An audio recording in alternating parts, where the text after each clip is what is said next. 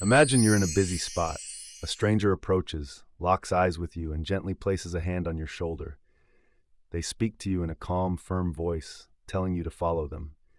Without a second thought, you do just that. You don't know who they are or where they're leading you, but your body reacts before your mind catches up. This isn't trickery. It's not about being weak or naive. It's something deeper, a reflex, a psychological quirk that skips over rational thought completely. Touch creates authority, not through intimidation, but simply by being there. The first touch, especially if it feels deliberate and controlled, tells your subconscious that this person is in charge, even if you wouldn't consciously agree to that. You might even think you'd never go along with something like this, but your body has already responded. Next, it starts looking for clues. Is this person confident? Do they sound sure of themselves? Are other people watching? You begin to justify their presence, convincing yourself there's a good reason for what they're asking. So, you go along with it. That's why social engineers and con artists often use touch. Cult leaders, too, mix among their followers, placing hands on arms, backs, and shoulders. It's not about dominating, it's something subtler. It sends a message. I am in control. I am right. I am safe. Once that thought crosses your mind, you're already in a vulnerable spot. Even if they're a total stranger, your brain starts to give them temporary authority. The first touch sets the stage. They lead, you follow. And it can happen even if you normally wouldn't go along with it. Humans are naturally inclined to find their place in social hierarchies, searching for signs of who's in charge. The one who touches first is hardly ever at the bottom. What's tricky is that you may not even notice this happening. You won't feel manipulated. You'll believe you're acting on your own. You might say you followed them because it seemed reasonable, they were polite, or you wanted to. But that's not the whole story. It works the other way, too. Think about when someone touches you and you instantly pull away, feeling uncomfortable. Your body doesn't take its time to figure things out. It quickly decides whether to lean in or back off. It determines if that touch feels safe or dangerous. Once that choice is made, it's hard to come back from it. Your actions can change without you even realizing it. That's why a simple touch can shift your instincts. When someone touches you gently before asking for something, they're more likely to get what they want, no matter how odd the request might be or how it could go against your interests. That touch sets the scene. They're in control, and you're reacting. You fill in the gaps without a second thought. Now think about this happening in a safe space, like with a doctor, a teacher, a leader, or a friend. They might place a hand on your back and guide you along. You listen, you follow, trusting their good intentions. That touch gives them an unspoken advantage. You don't even realize you've granted them that power. So, consider how many times in your life you've followed along without noticing. How often did you agree, not from logic or trust, but because of a subtle cue, your body interpreting it as a sign of authority? It raises the question, why is it so easy for your actions to be shaped like this? It's not about being weak. It's part of being human. Your body is wired for survival, not always for the truth. It picks up on authority cues and knows when to back down if it feels safe. That first touch feels like care, familiarity, safety, but sometimes it's just a clever trick. It makes you realize how delicate your freedom really is, how much of what you think is your choice is just a reaction. A simple gesture, like a hand on your arm, can sidestep your sense of control. You begin to rethink those moments in your life that seemed harmless. A handshake that lingered too long, a guiding hand on your back, or a gentle pat followed by a request. How often did you act because of the touch, not the words? Then a darker thought creeps in. How many times have you done this to someone else? You can recall times when you touched someone lightly before asking for help, leaning in, placing a hand on their arm, giving a smile as you made your request. It worked. It felt innocent. But was it? If you didn't even realize you were doing it, how many others are acting without awareness? Who's doing it with purpose? The unsettling truth isn't just that you can be guided this way, it's that you might never catch it in the act. You might walk away thinking it was your idea, and maybe it was, or maybe it never truly was. What if you asked someone to do something completely outrageous, like cutting off their own finger? No reason, no reward, no consequence if they refuse. Just a wild request that no sane person would agree to. But instead of hitting them with that crazy ask right away, you start small. You begin by asking if they believe in free will. Do they think their choices are truly their own? Do they believe they could, in theory, do something totally nuts just because they wanted to? Most people will nod along without much thought. Then you up the ante just a bit. Would they mind moving to another room? How about standing on one leg for a minute? Or saying some silly word out loud? Each step feels a little strange but harmless, just unusual enough that they feel a bit off saying no. With every small yes, the next ask becomes easier. Suddenly they're singing a tune they've never heard before, tearing a dollar in half, scribbling down a sentence that makes no sense, or even giving you their email password, just for laughs. Then you bring it back full circle. Would they cut off their own finger now? Maybe they still laugh and say no. Maybe they push back a bit and tell you that's too much. But here's the kicker. It's not about why they refuse now. It's about how they got to that point. Each tiny request felt inconsequential on its own, but together they changed something. It's not just about behavior anymore. It's about identity. They've become the type of person who says yes, who goes along with it, who trusts. Now, you're not asking them to hurt themselves anymore. You're simply asking them not to break the pattern, not to go against who they've just become. That's the real trick. It's not about control or force. It's about building momentum. See, the human mind doesn't resist direction. It resists contradiction. Once you start saying yes, saying no starts to feel like a lie, even if the next request is absurd or even dangerous. That's how groups operate, how cults pull people in, and how interrogators get confessions. They don't kick things off with a big ask. They start with the tiniest step toward it. It's not about logic, it's about ease. Because once that first tiny step is taken, the next one feels like a given. That's where the trap lies. It's not that people can be pushed to do terrible things outright. It's that they can be led to agree to small things that lead down a dark path. Slowly, quietly, thought by thought. And when they finally look back at how they got there, they don't see just one big choice. They see 1,000 little ones. None of those felt risky at the time. It was just one step, then another, and another. Before they know it, they've crossed a line they promised never to cross. And now all that's left is the haunting question, who was I before I said yes? In the room, there's this heavy silence. It's not just quiet, it's thick, almost tangible. No buzzing machines, no rustling papers, no throat clearing, just stillness.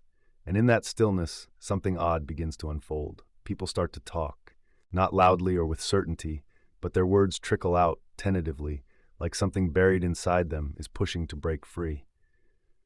The longer the silence stretches, the more they reveal regrets, fears, secrets, things they weren't asked about but feel compelled to share. At first, it seems strange that silence makes people open up, but it's simple. It creates pressure. Most folks can't handle that for too long. You've probably seen it, even in casual chats. When there's a pause that lingers too long, someone fills that void with a nervous laugh or a random story, anything to escape the quiet. This reaction isn't just awkwardness, it's about vulnerability. Silence strips away distractions. You become hyper-aware of everything, how you're sitting, what your hands are doing, the sound of your own voice, and worst of all, your thoughts. And those thoughts don't stay buried. Psychologists call it the discomfort of ambiguity. The mind craves resolution. So when faced with an open silence where no one guides the conversation, most people start filling it themselves. They guess what others are thinking, doubt themselves, and then they talk. But what comes out isn't rehearsed. It flows from a deeper place, bypassing their usual filters. That's when secrets slip out, not because they wanted to share, but because they couldn't bear the quiet any longer. Now, think about this on purpose. Someone sits across from you, not accusing or grilling you. They just stay silent. Their quiet becomes the pressure, the tension, the nudge to open up. If they wait long enough, they'll see you trying to escape that weight, giving them everything they're looking for. You think you're in charge of your words. You choose when to talk and how to speak. But that's only true when things feel stable and conversations follow a usual pattern. Silence breaks that pattern. It steals the rhythm, the comfort, the back and forth. Suddenly, you're left in the dark, unsure of what the other person thinks or expects. That uncertainty can be unbearable. So you start to fill the void. You share little things, a comment here, a clarification there, even a defense no one asked for. Each time, you let slip a bit more than you meant to. Interrogators know this. Therapists do too. So do manipulators. They don't need to provoke you. They just create space, and the silence does its work. The scary part? It feels like your choice. You're the one talking, volunteering your thoughts. But inside, you realize something different is happening. You're not just speaking to be heard, you're speaking to ease the burden of what you carry. Some people think that truth comes out under pressure, that confrontation brings it to light. But pressure only causes resistance. Silence? It disarms. It pretends to give nothing, yet ends up taking everything. That's what makes silence so powerful. It doesn't feel like a trick or a force. It feels empty, neutral. This illusion of absence is what makes it dangerous. You start to see just how fragile your privacy is. Not just the facts you hide, but the feelings you pretend to ignore. Silence pulls at all of it. Even now, just thinking about it might make you uneasy, pushing you to explain yourself, to show you wouldn't fall for it, that you could stay composed. But that urge to explain, that's exactly what silence manipulates. It finds your need to be understood and waits for it to do the work. It's not magic. It's not even traditional manipulation. It's something deeper, a pressure as ancient as language itself, a gap that simply begs to be filled. And so it is, over and over. Not because someone forced you, but because silence reminded you how much you wanted to speak, how much you craved to be known, and how little it takes to make you share everything. What if I told you there's a way to mirror their body? Just by doing that, they'll trust you instantly. You can make someone feel like they've known you forever. No words, no gifts, no shared history. Just one thing, your body quietly copying theirs. Lean in when they do. Lean in a little. Notice how you shift your weight when they do. You touch your face right after they touch theirs. It may seem small or even silly, but it's not. It's one of the most powerful ways to build trust. Our brains don't really process logic. They're wired to notice patterns, familiarity, and safety. When you subtly mimic someone's actions, you start to feel familiar and safe to them. They may not know why, but they feel it. This technique is ancient. It works without them thinking about it, planting the idea that you're in sync and belong together in this moment. Once that idea takes root, it grows. They start agreeing with you more. They smile longer, open up in ways they wouldn't with others. And none of this feels forced, because they don't even notice the mirroring. They just feel a calm, unexplainable ease. But here's the unsettling part. This doesn't require good intentions. It has nothing to do with ethics. It works just as well whether you're a caring friend or a smooth talker. If someone is really good at this, you won't even realize it's happening. You'll just feel more open, more trusting, and you may not even know why. It doesn't take much. A slight pause, a shift in how they stand, a casual nod. Over time, these little gestures build up, and your brain sees them not as mimicry, but as connection, chemistry, and compatibility. When that feeling sets in, everything changes. You might forgive things you usually wouldn't. You start to open doors that should stay closed.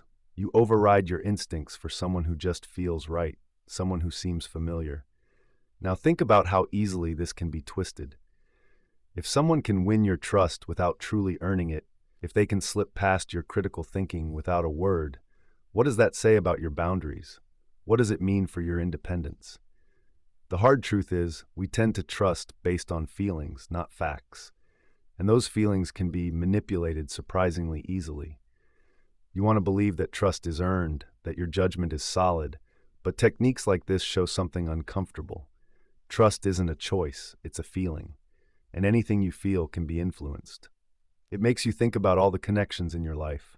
How many were genuine, and how many built on unnoticed tricks and subtle gestures? Have people mirrored you just right until you felt at ease? And how often have you unknowingly done the same? That kind of mirroring isn't always on purpose. Sometimes it just happens. Your body picks up on what the other person is doing, maybe even before you realize it. Here's the kicker. We tend to like those we mirror. It creates this loop. You mimic someone's body language, and suddenly you feel this connection. They feel it too. Now you're both feeding a bond that may not be based on anything real, just gestures, just reflections. Over time, this closeness turns into memories, and those become beliefs. You start to believe you trust them for a reason, even when there isn't one. So, what do you do with this knowledge?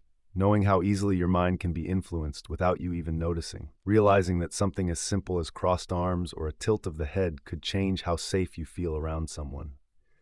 Do you become hyper-aware, trying to catch every little moment of mimicry? Do you shield yourself from feeling connected? Or do you keep going, now aware that many of your strong feelings might arise from someone quietly mirroring your movements? If they hadn't, would you even trust them? Imagine saying no to someone, but doing it with a smile. Not a forced one, a genuine, friendly smile. You shake your head softly and clearly say, "No, I can't. No, I won't." Even though you're turning them down, they nod and accept it. Sometimes they even thank you. It doesn't seem to make sense, right? You're denying them what they want, closing the door. But because you smile, because your tone is gentle, they feel heard, like you've given them something. You show them a kind no that oddly feels more like a yes, and they leave feeling good. You start to notice how powerful this can be.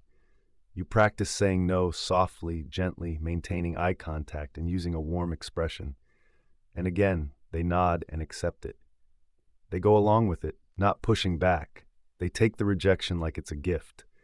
And you start to see something powerful. You're shifting how people feel without lying, without pressure, just by being present, using your tone and a simple smile. Eventually, you try this in tougher situations, like telling a friend no when they need you. You smile while letting them down, turning down responsibility with warmth. And it works. They don't get mad or argue, and they don't even look disappointed. You figured out how to say no in a way that feels like a yes. You don't say it out loud, but a thought creeps in. I can reject anyone if I play my cards right. Then you start to wonder, am I being kind? Am I showing mercy? Or is it something else? Are you making it easier for them to hear no, or just hiding the power you're wielding? When someone hears a no but feels a yes, what does that mean? Are they really hearing the truth? And does truth even matter if it leads to peace? You think about how often people push and argue when they hear a cold, hard no. But when rejection is wrapped in warmth, they don't fight back. They surrender. Not because they're convinced, but because they've been disarmed. Now picture this happening next. Your boss says no to a raise, but compliments you while doing it. You walk away feeling respected. A partner wants to end things, but they hold your hand and say it gently. You feel a sense of closure. A friend can't help you but wishes they could, and you leave feeling understood. In each case, you don't push or question. You leave calm, but later, something feels off. You replay the moment and realize what really happened. You were dismissed, abandoned even. But because it was so soft, you didn't fully register it. You accepted it without thinking. You said yes to something you wouldn't have agreed to if it had been said differently. You start to wonder how often this has occurred. How many no's have you accepted just because they were wrapped in kindness? How many times have you felt cared for while being turned down? How many decisions have you let slide not because they made sense, but because they felt good? And how many rejections have gone unnoticed because you smiled when you delivered them? You begin to realize, a bit frighteningly, that people respond more to emotional tone than to actual words. It's often more about how things are said rather than what they really mean. A gentle no, wrapped in warmth, can be more convincing than any argument, more persuasive than the truth. It's not just the message you send, it's all about the moment. Think about what that really means. You could deny someone something they need, turn away from an important responsibility, and if you do it with the right smile, the right timing, and just the right words, they might accept it. Sometimes they'll even feel grateful. They'll take your no and twist it into something positive, maturity, wisdom, kindness. But deep down, you know it's still a rejection. You know what you're doing. You're not being kind. You're not sidestepping harm. You're just making that hurt feel softer, less clear. In doing that, you're hiding the truth, not just from them, but from yourself. Saying no gently keeps guilt at bay. You don't have to feel cruel or responsible. You get to feel good about yourself while still saying no. That's the trick. Smile while you reject someone, and they'll feel like it's not a no at all. Instead, it feels like connection, honesty, and care, even when it's really the opposite, even when you're pulling away, even when you're letting them down. Maybe that's the most dangerous thing of all. They won't even realize what they've lost. You don't need to believe in manipulation for it to work on you. All it takes is hearing your name softly spoken, just enough to make you feel noticed. It starts off so subtle, you may not even notice. You meet someone new. They say your name once, then again and again, just enough to make it seem like they remember you, like they care. Each time they say it, it builds a tiny connection between the two of you, bridging attention and affection, recognition and trust. It's no accident. When someone says your name, it cuts through your defenses. It signals safety, familiarity, and belonging. It pulls you closer, even if you don't want to be. It's a quiet way to create a bond where none existed before. The more they say your name, the more you start to like them. You'll convince yourself it's because they're friendly or kind or perhaps interesting. But you won't notice that part of your growing fondness isn't really about them at all. It's about how they made you feel, seen, remembered, important, as if you truly matter in their world. This trick works even if you know it's a trick. It's not just about psychology, it's biology. When someone says your name, it sparks parts of your brain linked to who you are and brings feelings of reward. Especially if they say it in a certain way, it feels nice. Your brain mixes that nice feeling with liking the person who caused it. You might try to push against it, remind yourself it's shallow or silly, but that doesn't change how it feels. There's a part of you that leans in, wanting more, trusting just a bit too quickly. This influence doesn't need to be forceful. It just needs to happen repeatedly, a gentle rhythm of contact that feels completely natural, like water slowly wearing down stone. Over time, you might start to look forward to hearing your name from them again. If they don't say it, you might feel a little let down. But when they do say it, there's a warm buzz inside. By then, your guard is down. You believe you're choosing to like them, that your feelings are all yours. But they've been nudged into you, subtly and slowly, all thanks to a sound you've known since you were a kid. This sound cuts through your skepticism and judgment because it's more than a label. It's a shortcut to your attention. It signals that someone sees you. When used just right, it can make you trust a stranger way too fast, get you to agree more, give in more, even forgive more, even if that person doesn't deserve it. Think about it. How many people do you actually like? How many have you trusted just because they said your name at the perfect moment?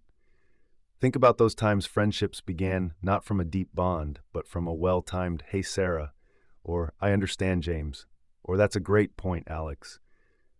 You don't notice it happening, but if someone said your name one less time, how would you feel about them?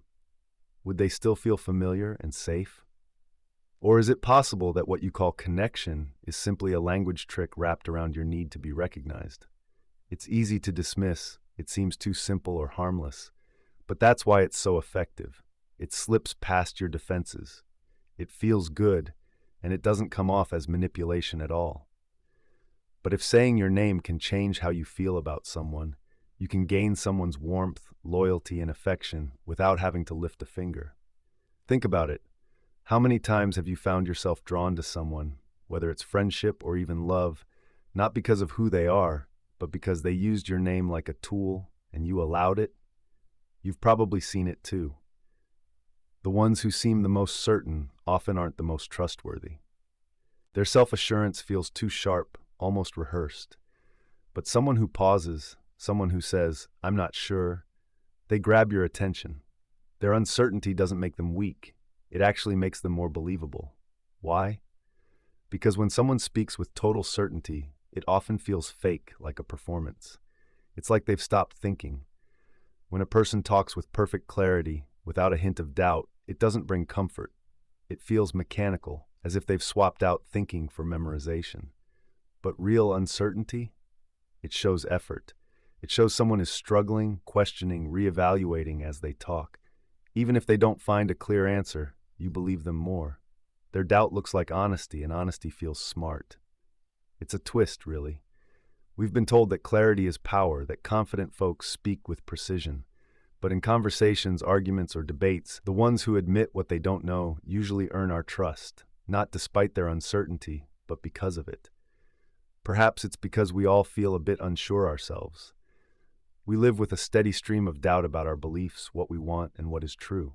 So when someone speaks in absolutes, it creates distance. We can't connect. But when someone says, "I don't know," or "I think, but I'm not sure," they feel relatable. We see ourselves in them, and suddenly, we're listening more closely.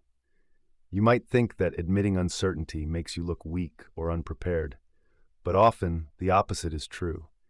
It shows you're thinking deeply, aware of complexity, and that things might not be as straightforward as they seem. In a world filled with overconfident answers, uncertainty actually stands out. It signals that this person is still pondering, and they might be worth your ear. It's surprising how effective this is. Even if what they say isn't that riveting or eloquent, we naturally lean in. You know how sometimes a speaker seems unsure? When they let their guard down, we drop our defenses too. That's why some folks come across as smarter when they say less. They'll throw in phrases like, "I might be wrong, but," or "this is just my understanding." Those aren't weaknesses in how they communicate. Instead, they show that they care, that they're being real and cautious. We pick up on that caution and think, wow, they're thoughtful. But there's a flip side. Some people can fake that uncertainty. They can learn to sound unsure just enough to seem smart without ever really questioning anything. They'll say things like, "I'm still working through this," or "That's a good point." Not because they actually mean it, but because they know it gives off a certain vibe. They realize that doubt can be persuasive, so they use it to win you over. You start trusting them, not because they're honest, but because your brain craves familiarity, those emotional cues that feel safe and genuine. But what if that person isn't really unsure at all? What if all that doubt is just a strategy, polished and rehearsed to sound humble? Then that trust you built becomes a weapon against you. Here's the thing. Real intelligence often comes with doubt. But guess what? Doubt can be manipulated too. The same phrases that signal honesty can be twisted for ulterior motives. And unless you're sharp enough to spot the signs, it's hard to tell the difference. Both the genuine person and the manipulator sound similar. They both pause, they both question themselves, and they both avoid strong statements. But one is really thinking, while the other is just calculating. How do you figure out who's who? You can't. Not reliably. That's where it all unravels. What signals trust, uncertainty, starts to feel like a risk. You may realize that your instincts, the ones that pull you towards certain voices, might lead you astray. You could end up trusting the wrong people while pushing away the right ones. You might confuse performance for genuineness and strategy for sincerity. Once that doubt creeps in, you begin to hear everything differently. Every pause becomes suspicious. Every self-correction feels like a game. Every moment of uncertainty starts to seem like an act. And that brings you back to the beginning. If certainty feels fake and uncertainty can be faked, then what do you really trust? What does it even mean to be smart these days? It's not just that uncertainty can make people sound intelligent.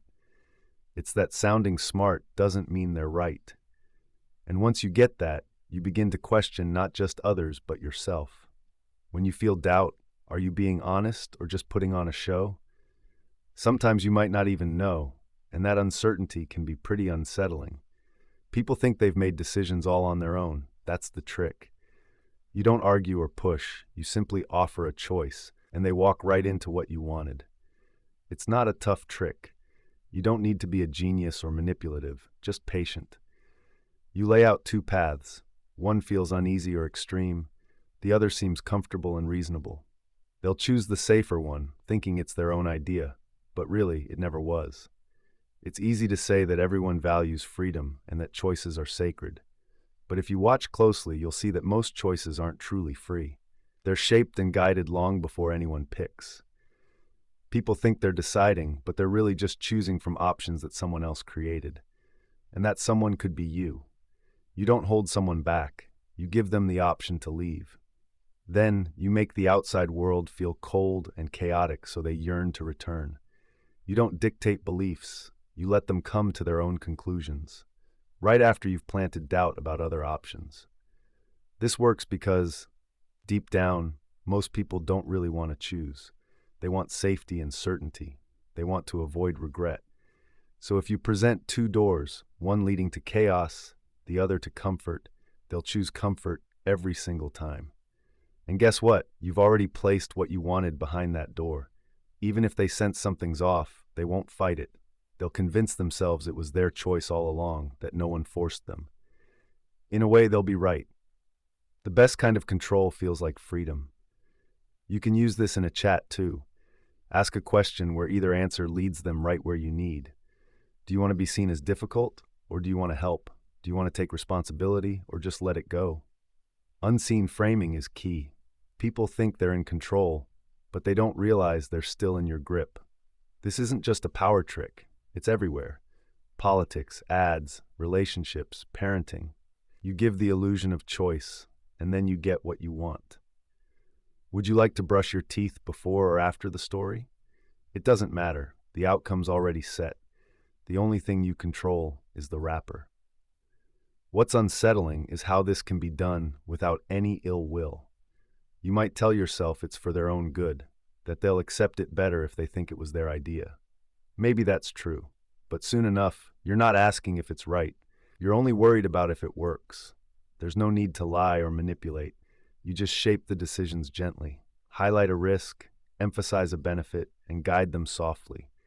When they choose what you wanted all along, they'll feel proud and grateful to have had clarity. They'll even defend that choice as their own. But what does that say about free will? It's concerning how easy it is to manipulate. It takes so little to turn freedom into direction, building a trap where every path leads back to you. The more choices someone thinks they have, the safer they feel. But too many options can confuse them, so you narrow down those choices quietly until only one feels right. Then you let them pick. You don't have to say, do this. You just make the other options seem less appealing. If they question it later, they'll blame themselves, thinking they should have known better. They'll say they were free, but were they really? They were steered gently and willingly, and you never even raised your voice. Imagine knowing that staying silent for 3 seconds could make you sound more intelligent. Not smarter, just more thoughtful and competent, even if you're clueless. Just pause for 3 seconds. Let the silence hang a bit longer than feels comfy, and then speak. People will see you as deeper, thinking you have more insight. You start to realize that the way you use your words matters. It's all about being calm, taking your time. Most people don't see it as a trick. It's just a clever play on how we hear things. But it works, almost every time. Once you catch on, you begin to listen differently. You notice how quickly others jump in to fill a pause. They want to show they know something. Many folks talk fast, cut each other off, and finish thoughts before they really form. It makes them come off as unsure, defensive, or in a rush. Now that you're aware, it's clear. Silence can feel awkward, but it can also mean power. The person who holds back before speaking seems more intentional. When someone takes a moment after a question, they appear to be deep in thought, even if they're just trying to gather their thoughts. But the vibe they give off still sticks, and people respond to it. They become more open, more willing to listen. Your pauses give off authority, caution, and wisdom, even if there's nothing behind them. And here's the kicker. Even when people realize it's a trick, they still fall for it. You start to wonder how much of what we admire in others really comes down to timing. Not wisdom, but just how they pace themselves. It's about confidence and being able to sit through a few awkward seconds of silence without flinching. You decide to try it out yourself. You pause longer before answering. You slow down your speech and let there be space between your thoughts. The reactions change. People lean in, nod, and start calling you insightful or sharp. But you haven't changed what you're saying, just how you say it. It feels a bit dishonest, like you're tricking them. Yet it doesn't feel wrong because everyone's in on it. This isn't just in chats, but in job interviews, on dates, in negotiations, and even during arguments. Everyone wants to seem smarter than they are. You start to question if being competent is really just a performance. Maybe the line between respect and dismissal is all about how you wait and how easy you are with silence. What if being intelligent isn't just about thinking well, but also about making others believe you have those thoughts? As you watch people you used to admire, professors, leaders, experts, you pay attention to how they talk, the gaps, the pauses, the rhythm. They speak slowly, almost like they're holding something back. It feels like they're sharing thoughts while keeping a secret. But now you see it's just a trick. You can't tell who's genuinely smart and who's just pretending. It makes you question everyone, especially the ones who seem the most confident, the most polished. You start to notice how little substance sometimes lies under their words, yet people still follow them. They still believe. And that's the unsettling part. It doesn't matter if it's fake. The look of intelligence holds more power than the truth itself. People don't just want facts, they crave the feeling of truth, the show of insight, the mask of thoughtfulness. So you adapt. You learn the timing, the tone, the pacing. You speak slowly enough, pause at the right moments, and suddenly people start to listen. They quote you. They tell you how smart you are. But you realize something alarming. You've stopped being honest.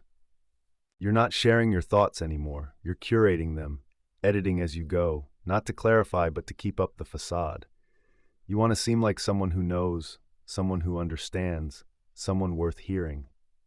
Now, those pauses aren't moments of reflection. They're lies, crafted to look like you're contemplating. The difference is slight, but it changes everything. The more you do it, the more disconnected you become from your true feelings. You don't just pretend to be thoughtful. You forget what real thoughtfulness feels like. You start to feel empty, a voice with perfect timing but no real depth. And still, no one notices. No one challenges you. They keep listening, believing, following. That's the issue. You don't need to be smart, you just need to seem smart. What happens when you tell someone you have great taste? Not that they look good, or that they're funny or kind, just that their taste is exceptional. It sounds nice, feels like flattery, but something deeper is going on beneath the surface. When you compliment someone's taste, you're not just saying something nice about them. You're recognizing their choices, their judgment, those little, often unnoticed decisions that led to a certain style, object, phrase, or person. In doing so, you're offering them something even more valuable than a simple compliment. You're giving them a mirror. Suddenly, they don't just feel appreciated, they feel seen for who they really are, even when nobody else is watching. Compliments can be straightforward. You're beautiful. You're so talented. You're amazing. They're big, heavy statements, but they often come with baggage. They invite doubt. Beautiful? Not me. Talented? I don't think so. Amazing? You don't know the half of it.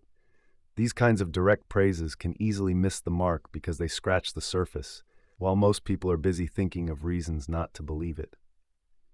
But a compliment about taste? That cuts deeper. It doesn't feel like empty flattery. It feels like a recognition of insight. You're not just saying they're extraordinary. You're pointing out that their perspective on the world is unique and quietly admirable. You're not trying to impress them. You're noticing something about them that they might not even realize they're showing. That's powerful. It fosters a sense of trust, subtle, quick, and sometimes irrational trust. That's why ads emphasize lifestyle instead of just products. That's why influencers focus on curating experiences rather than just performing. People often find themselves drawn to those who understand their tastes more than those who just cheer for their successes. When someone respects your taste, it feels different. It feels like they truly get you, and that's a much richer experience. But there's a darker side to this too. If someone uses these compliments intentionally, it can turn into a weapon. Compliment their appearance, and they might appreciate it, but can easily forget it. Praise their values, and it might lead to debates. But compliment their taste, and it validates them in a way that lingers. Now, you're not just supporting them, you're affirming how they see themselves and how they navigate the world. You're not just rewarding behavior, you're reinforcing their identity. They begin to link your presence with a stronger sense of who they are, not because you told them who they are, but because it feels like you already know. That's how real influence works. It's not about being dominant or persuasive. It's all about being precise. It's about knowing what to validate and which part of someone to reflect back to them, until they can't decide if they admire you or if they just feel admired. You don't need to lie or manipulate. It's just about paying attention. You notice the books they read, the shoes they wear, the shows they love, and the words they use. Instead of throwing out a simple, "you're cool," you say something like, "You always pick the most subtle things." It sounds innocent, but it sinks deep. Suddenly they're thinking of you when they shop or when they talk. They wonder what you'll admire next. Here's the kicker. They start to show off their own taste, hoping you'll notice it again. They don't just want your approval. They want to feel truly known, like they did the first time. It can become a habit, not from the compliment itself, but from the rush of being understood, being seen for who they really are. In a world where many feel overlooked, that kind of compliment resonates. The best are the ones that echo a hidden truth, saying, "I see how your mind works." Not just "I like you," but "I see you." People keep returning for that feeling, often without realizing why. So if you want someone to feel a bond with you, skip the generic praise. Don't say they're impressive or special. Just compliment their taste, and you'll see the change. Next up, there's a curious thing that happens when people think they're being watched. They can't quite pinpoint what shifts, but they feel it. They move slower, make sharper choices, and their bodies tighten up as if someone's quietly behind them, holding their breath. This is a simple method to shift someone's behavior. Just stand behind them, not in a threatening way, but close enough so they know they're not alone. And it works. People cheat less on tests when they think they're being watched by a mirror. They litter less if fake eyes are on a wall. They even give more to charity when they feel like someone is paying attention. It doesn't take real authority, just the idea of being seen. It shouldn't make sense. It's not logical, yet it does time and time again.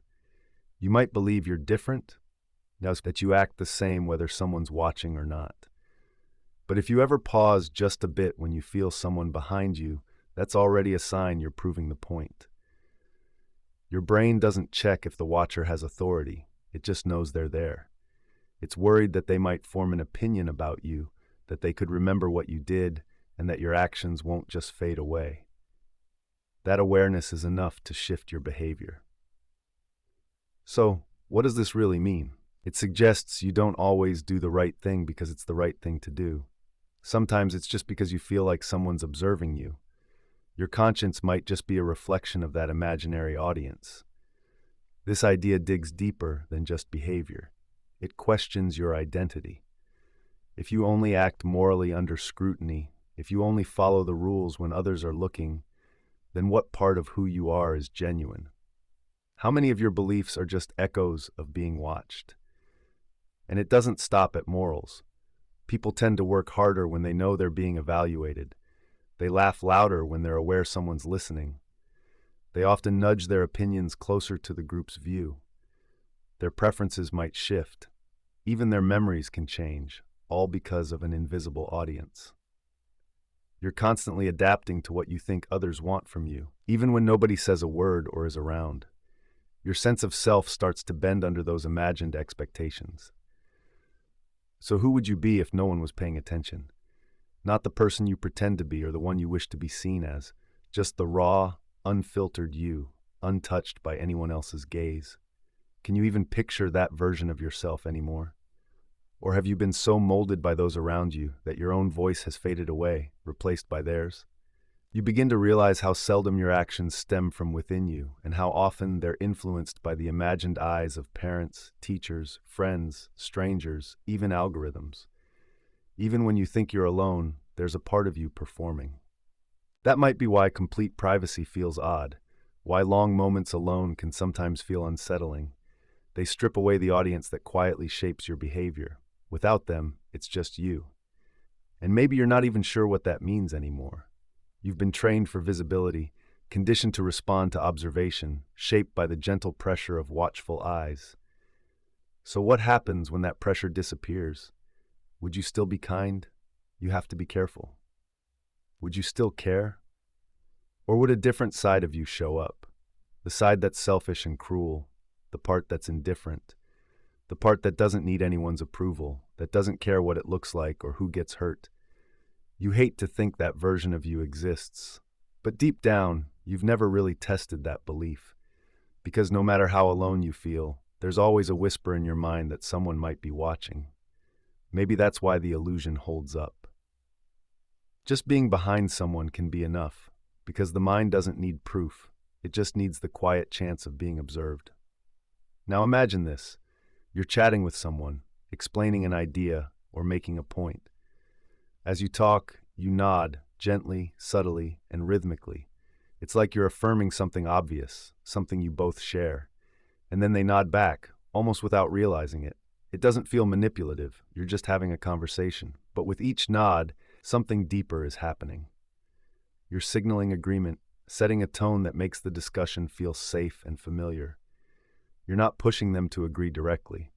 Instead, you're sidestepping any potential disagreement right from the start. The strange part, they don't even notice it. They don't feel pushed at all. And if you ask them later, they might say they've been on the same page with you all along. They could even insist that the idea was theirs to begin with. The mind craves consistency and avoids conflict, especially within itself. So when someone nods while talking, it creates this unique reaction where agreeing feels natural. Suddenly, resistance feels off, and the listener nods too, without understanding why.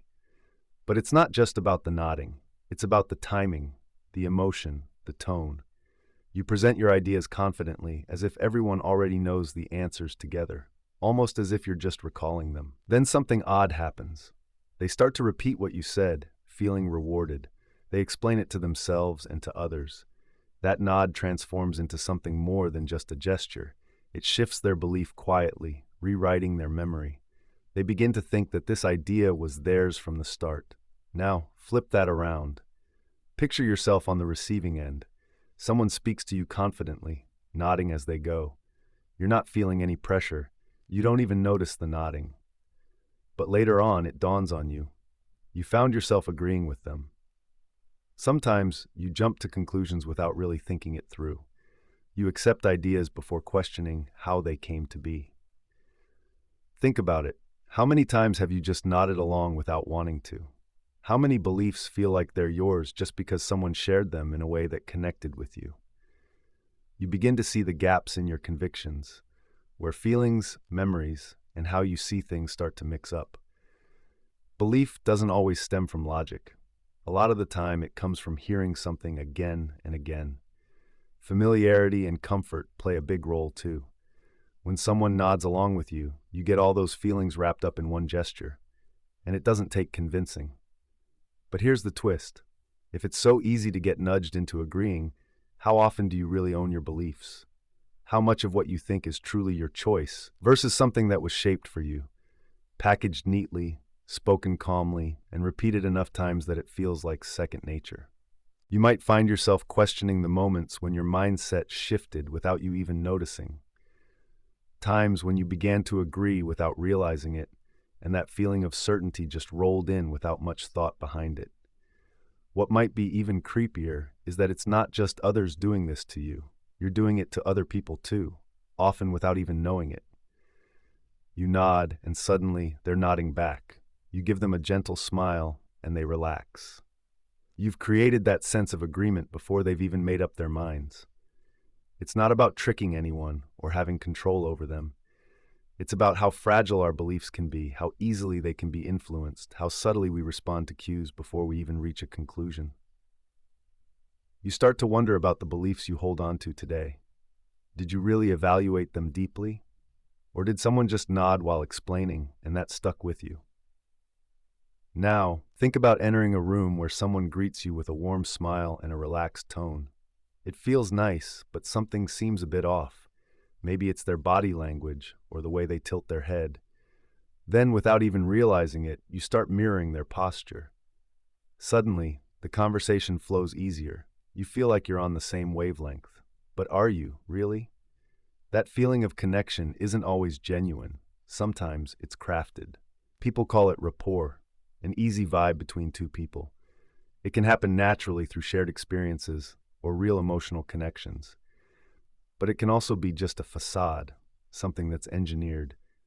One of the oldest tricks in the book is pretty straightforward. Just copy what the other person does. If they lean in, you lean in. Cross your arms if they do, nod when they speak.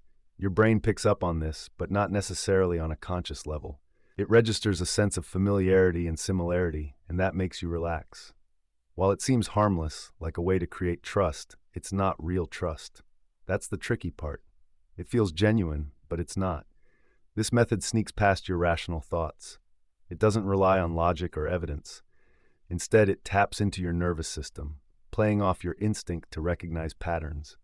Once your body mirrors theirs, your mind tends to follow suit. You stop questioning what they're saying and you stop examining their intentions. Instead, you just feel at ease and more inclined to agree. But here's the catch. The person copying you might not care about you at all. They could be trying to sell you something or manipulate your views. Yet your body thinks they're safe, and your brain takes a little longer to catch up. This sort of manipulation doesn't raise red flags. It's quiet and subtle. It feels more like chemistry than coercion, but that's just a disguise for control. It works because of how we perceive things. We're naturally drawn to people who seem like us, those who share our rhythm or ideas. When we see our reflections in others, we feel a sense of belonging. But when that reflection is crafted on purpose, your brain doesn't notice. It still lets its guard down. Think about the last time you felt an instant connection with someone, perhaps a stranger who just seemed to get you. The conversation flowed easily. They might have been sincere, or maybe they were just skilled at mimicking enough of you to ease your doubts. This isn't just something that happens in sales or negotiations. It can happen in therapy, interviews, or dating, any place where trust is crucial. Someone might have learned how to fake that connection. You might believe you'd catch on, that your instincts are sharper, but the whole point is it works under your radar. By the time you realize you're feeling rapport, it's often too late. You've already let your guard down. Over time, you start to see that the line between real connection and mere imitation can be pretty blurry. It's interesting to think about how someone can mirror your behavior without any bad intentions, just because they learned to do it. It still ends up creating that sense of closeness and safety between you, but really, the relationship isn't built on honesty. It's built on a trick. That changes everything. Your ability to trust gets a little wobbly, not because you're weak, but because that's just part of being human. Our bodies are designed to work together, to notice little cues, and sometimes that can be used against us. How many times have you opened up too soon? How often did you think, they totally get me? Reflect on how that influenced your choices, what you shared, what you agreed to, what you let slide. Were they genuinely like you, or were they just paying close attention? And think about this. What if you've done something similar? Maybe without even noticing it, you adjusted your tone, your body language, or the way you spoke, all to get someone to like you, to win them over, or to seem more in sync than you really felt. You may not have called it manipulation. You just wanted things to go smoothly. But deep down, what were you actually doing? When both people are mimicking each other, trying to connect through these subtle cues, can either really know what they feel, or are they just stuck in this illusion of connection, created by instinct and maintained by habit? It's tough to figure out, isn't it?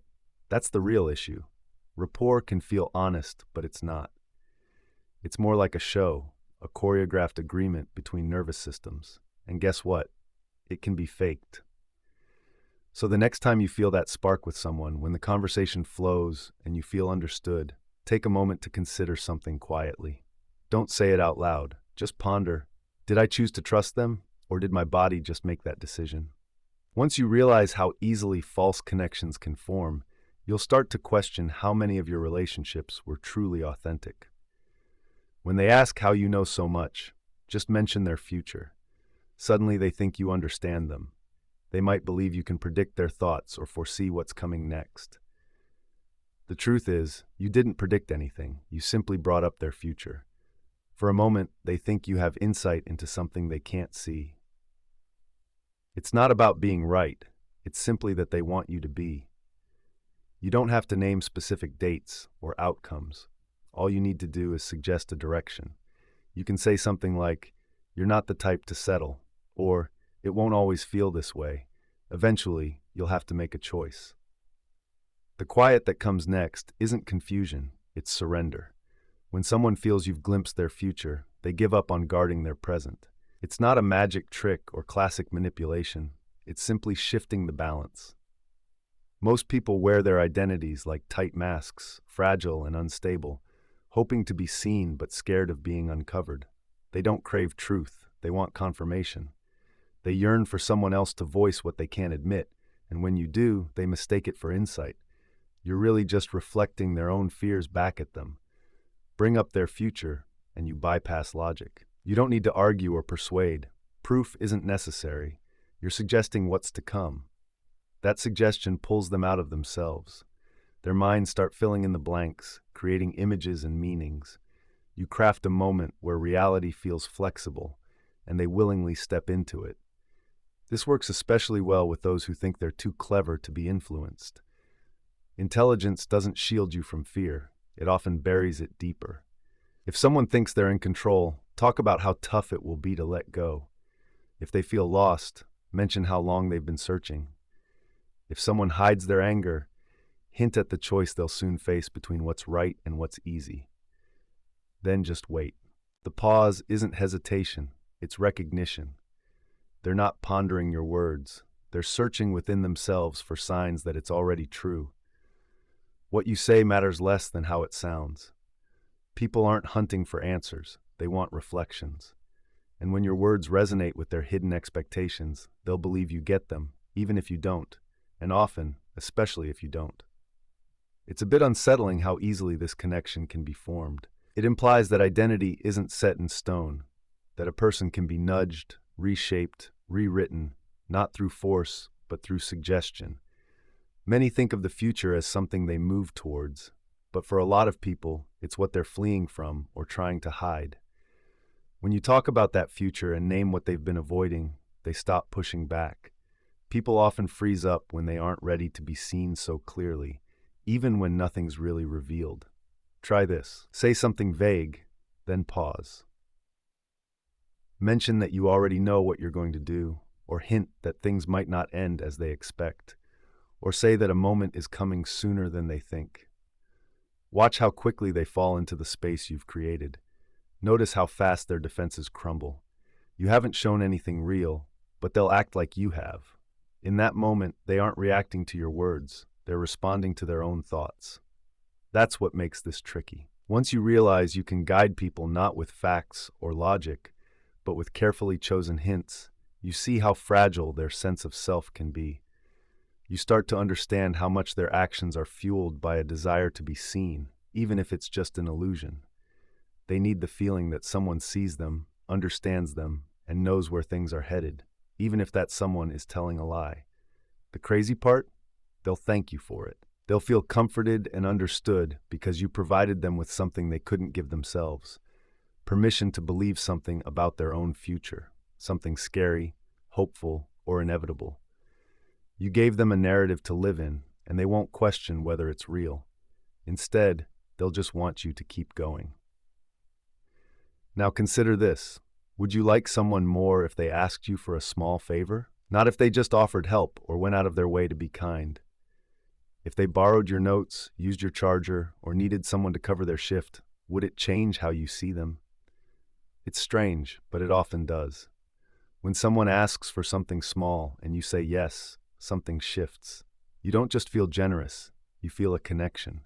You feel like they trust you, like they need you. That creates something hard to pin down, a softness, a warmth. Many think the key to being liked is giving more, being helpful, or always being available. But sometimes asking for something creates a deeper connection than just giving.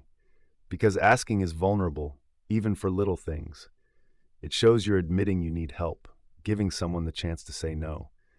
That quiet openness makes people see you in a different light. You want to make connections, but here's where things get tricky. When asking for help brings you closer, can it ever be completely genuine? What if someone knows this little trick?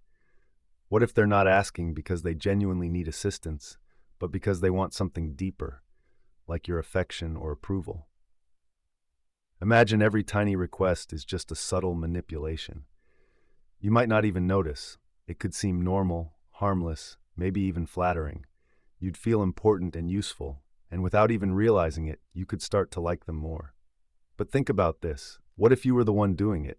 You ask a favor, they say yes, and slowly they start to warm up to you. You thank them, smile, and show appreciation, and just like that, they become more fond of you, more trusting.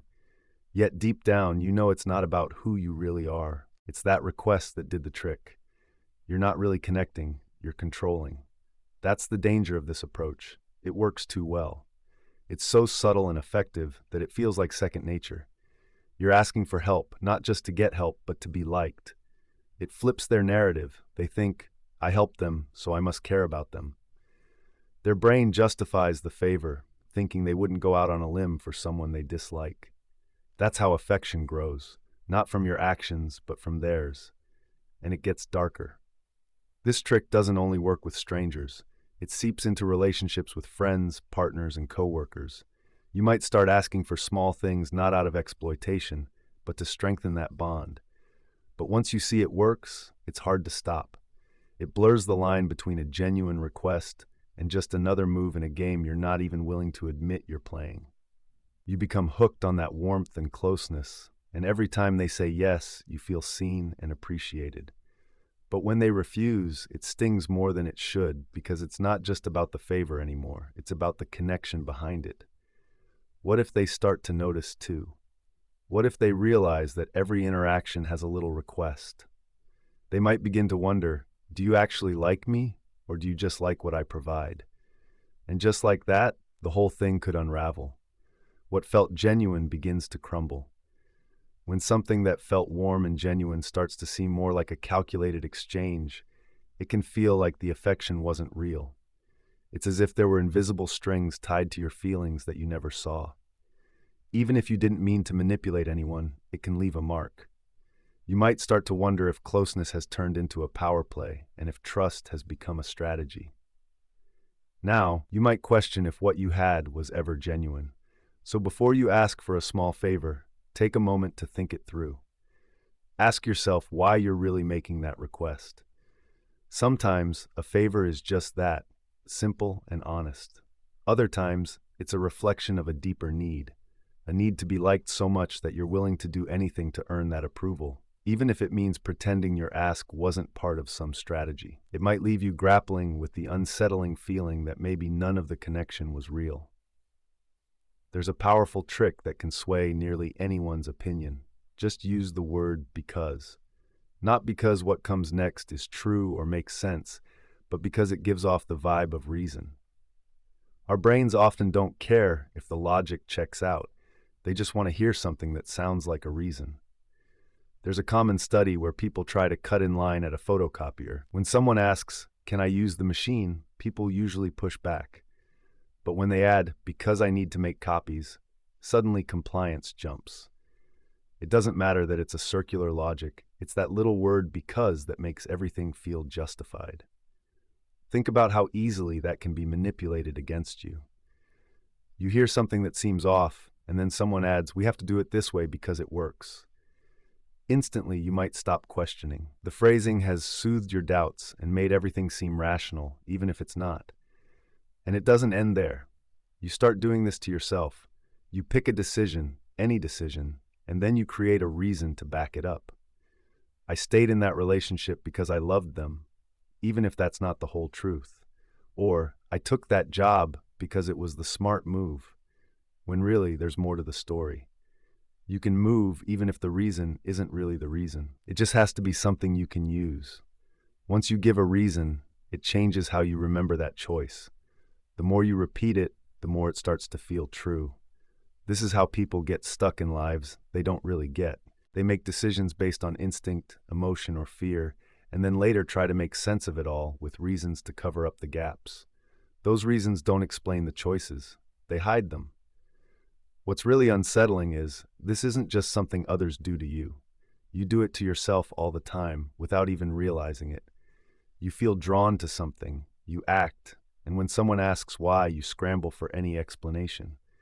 You don't really lie, but you create a reason that seems solid enough, something you think has always been there. And you believe it, with such certainty that questioning it feels like an attack on who you are. So what happens when someone challenges your reasoning? When they say, "But that doesn't make sense." You defend it. You dig in your heels. Not because it's right, but because it's yours. It justifies your choices. And without it, you'd have to admit you don't fully understand why you did what you did. That's scarier than being wrong. So that shaky reason becomes sacred. It's woven into your story, your personality, your truth. Now picture this happening throughout your entire life. Every preference, belief, loyalty based on instinct, justified later with explanations that sound good enough. Because turns into a weapon you wield against yourself, not to clarify your thoughts, but to hide them. You start to confuse being articulate with being correct, and having structure with having substance. This is why your strongest beliefs are so hard to challenge. Not because they're right, but because you've repeated them so many times framed in because statements that they feel inevitable. You've told the story so often that you've forgotten it was even a story. It doesn't take much to uncover this. Just ask someone why they believe what they believe. Push gently, get them to go a layer deeper, and you'll often find nothing underneath. Just a smooth, comforting sentence that ends with because, followed by something that sounds good. But if you look closely, it collapses. It shouldn't scare you because you've let others manipulate you. It's more about how you've been bending the truth for yourself, rewriting your past with stories that feel good and make sense. You cover up the chaos, the fear. You convince yourself you're logical, that your thoughts are consistent. But what if that's not true? What if your mind cares more about the story than the facts? It seems like all it wants is a because that lets you keep going, even if none of it is real, even if deep down you know it isn't. Maybe that's the scariest part. You can build a life from nonsense and not even see it, because once your reason sounds good enough, you stop looking for something better. Imagine you're talking to someone who won't share much. They just say the same things back, but in bits and pieces, like every sentence is a risk. You ask them a question, and they dodge it. Then you press on, but they pull back. Then, out of nowhere, they say something unexpected, a line that stands out. You mirror it back to them, no extra comments, just reflecting what they said. Suddenly, they keep talking. That's when you notice something interesting. By repeating their words, you're not just filling the silence, you're easing their defenses, throwing them off their game. They might start sharing more than they meant to. This isn't just a trick. It opens up a whole new conversation. You're not adding anything, you're just giving their words back. But in that moment, you're showing them they're either understood or challenged. Their response can vary, but they keep talking again and again. It works because silence is uncomfortable. When someone reveals something and you repeat it, that quiet that follows becomes hard to handle. They feel the need to clarify or soften what they said, and they fill that space with the truth they were hiding. If you do it calmly, without a change in voice or showing any judgment, they'll start to forget you're even there. They'll start to hear their own words, watching their thoughts unfold, often for the very first time. It's eye-opening to see how delicate people can be when they're reflecting on themselves. The moment their usual performance slips because you're not reacting in the way they expect. No praise, no challenge, just the sound of their own voice bouncing back. At first, it seems harmless, just a few words echoing, but it can unsettle something deep inside, especially when they don't understand why they said what they did. Hearing their own words can feel strangely foreign, like they came from someone else. Then everything shifts. They stop being careful with their words. They start chasing a feeling. They open up without even realizing it. You see it in their eyes when the chat turns into a confession. You didn't force it. You didn't guide them. You just held up a mirror, like an interactive wall that responds. They keep talking because silence feels too raw. Your calmness makes their thoughts scream. Sometimes they reveal things they never meant to say. Not to you, not to anyone.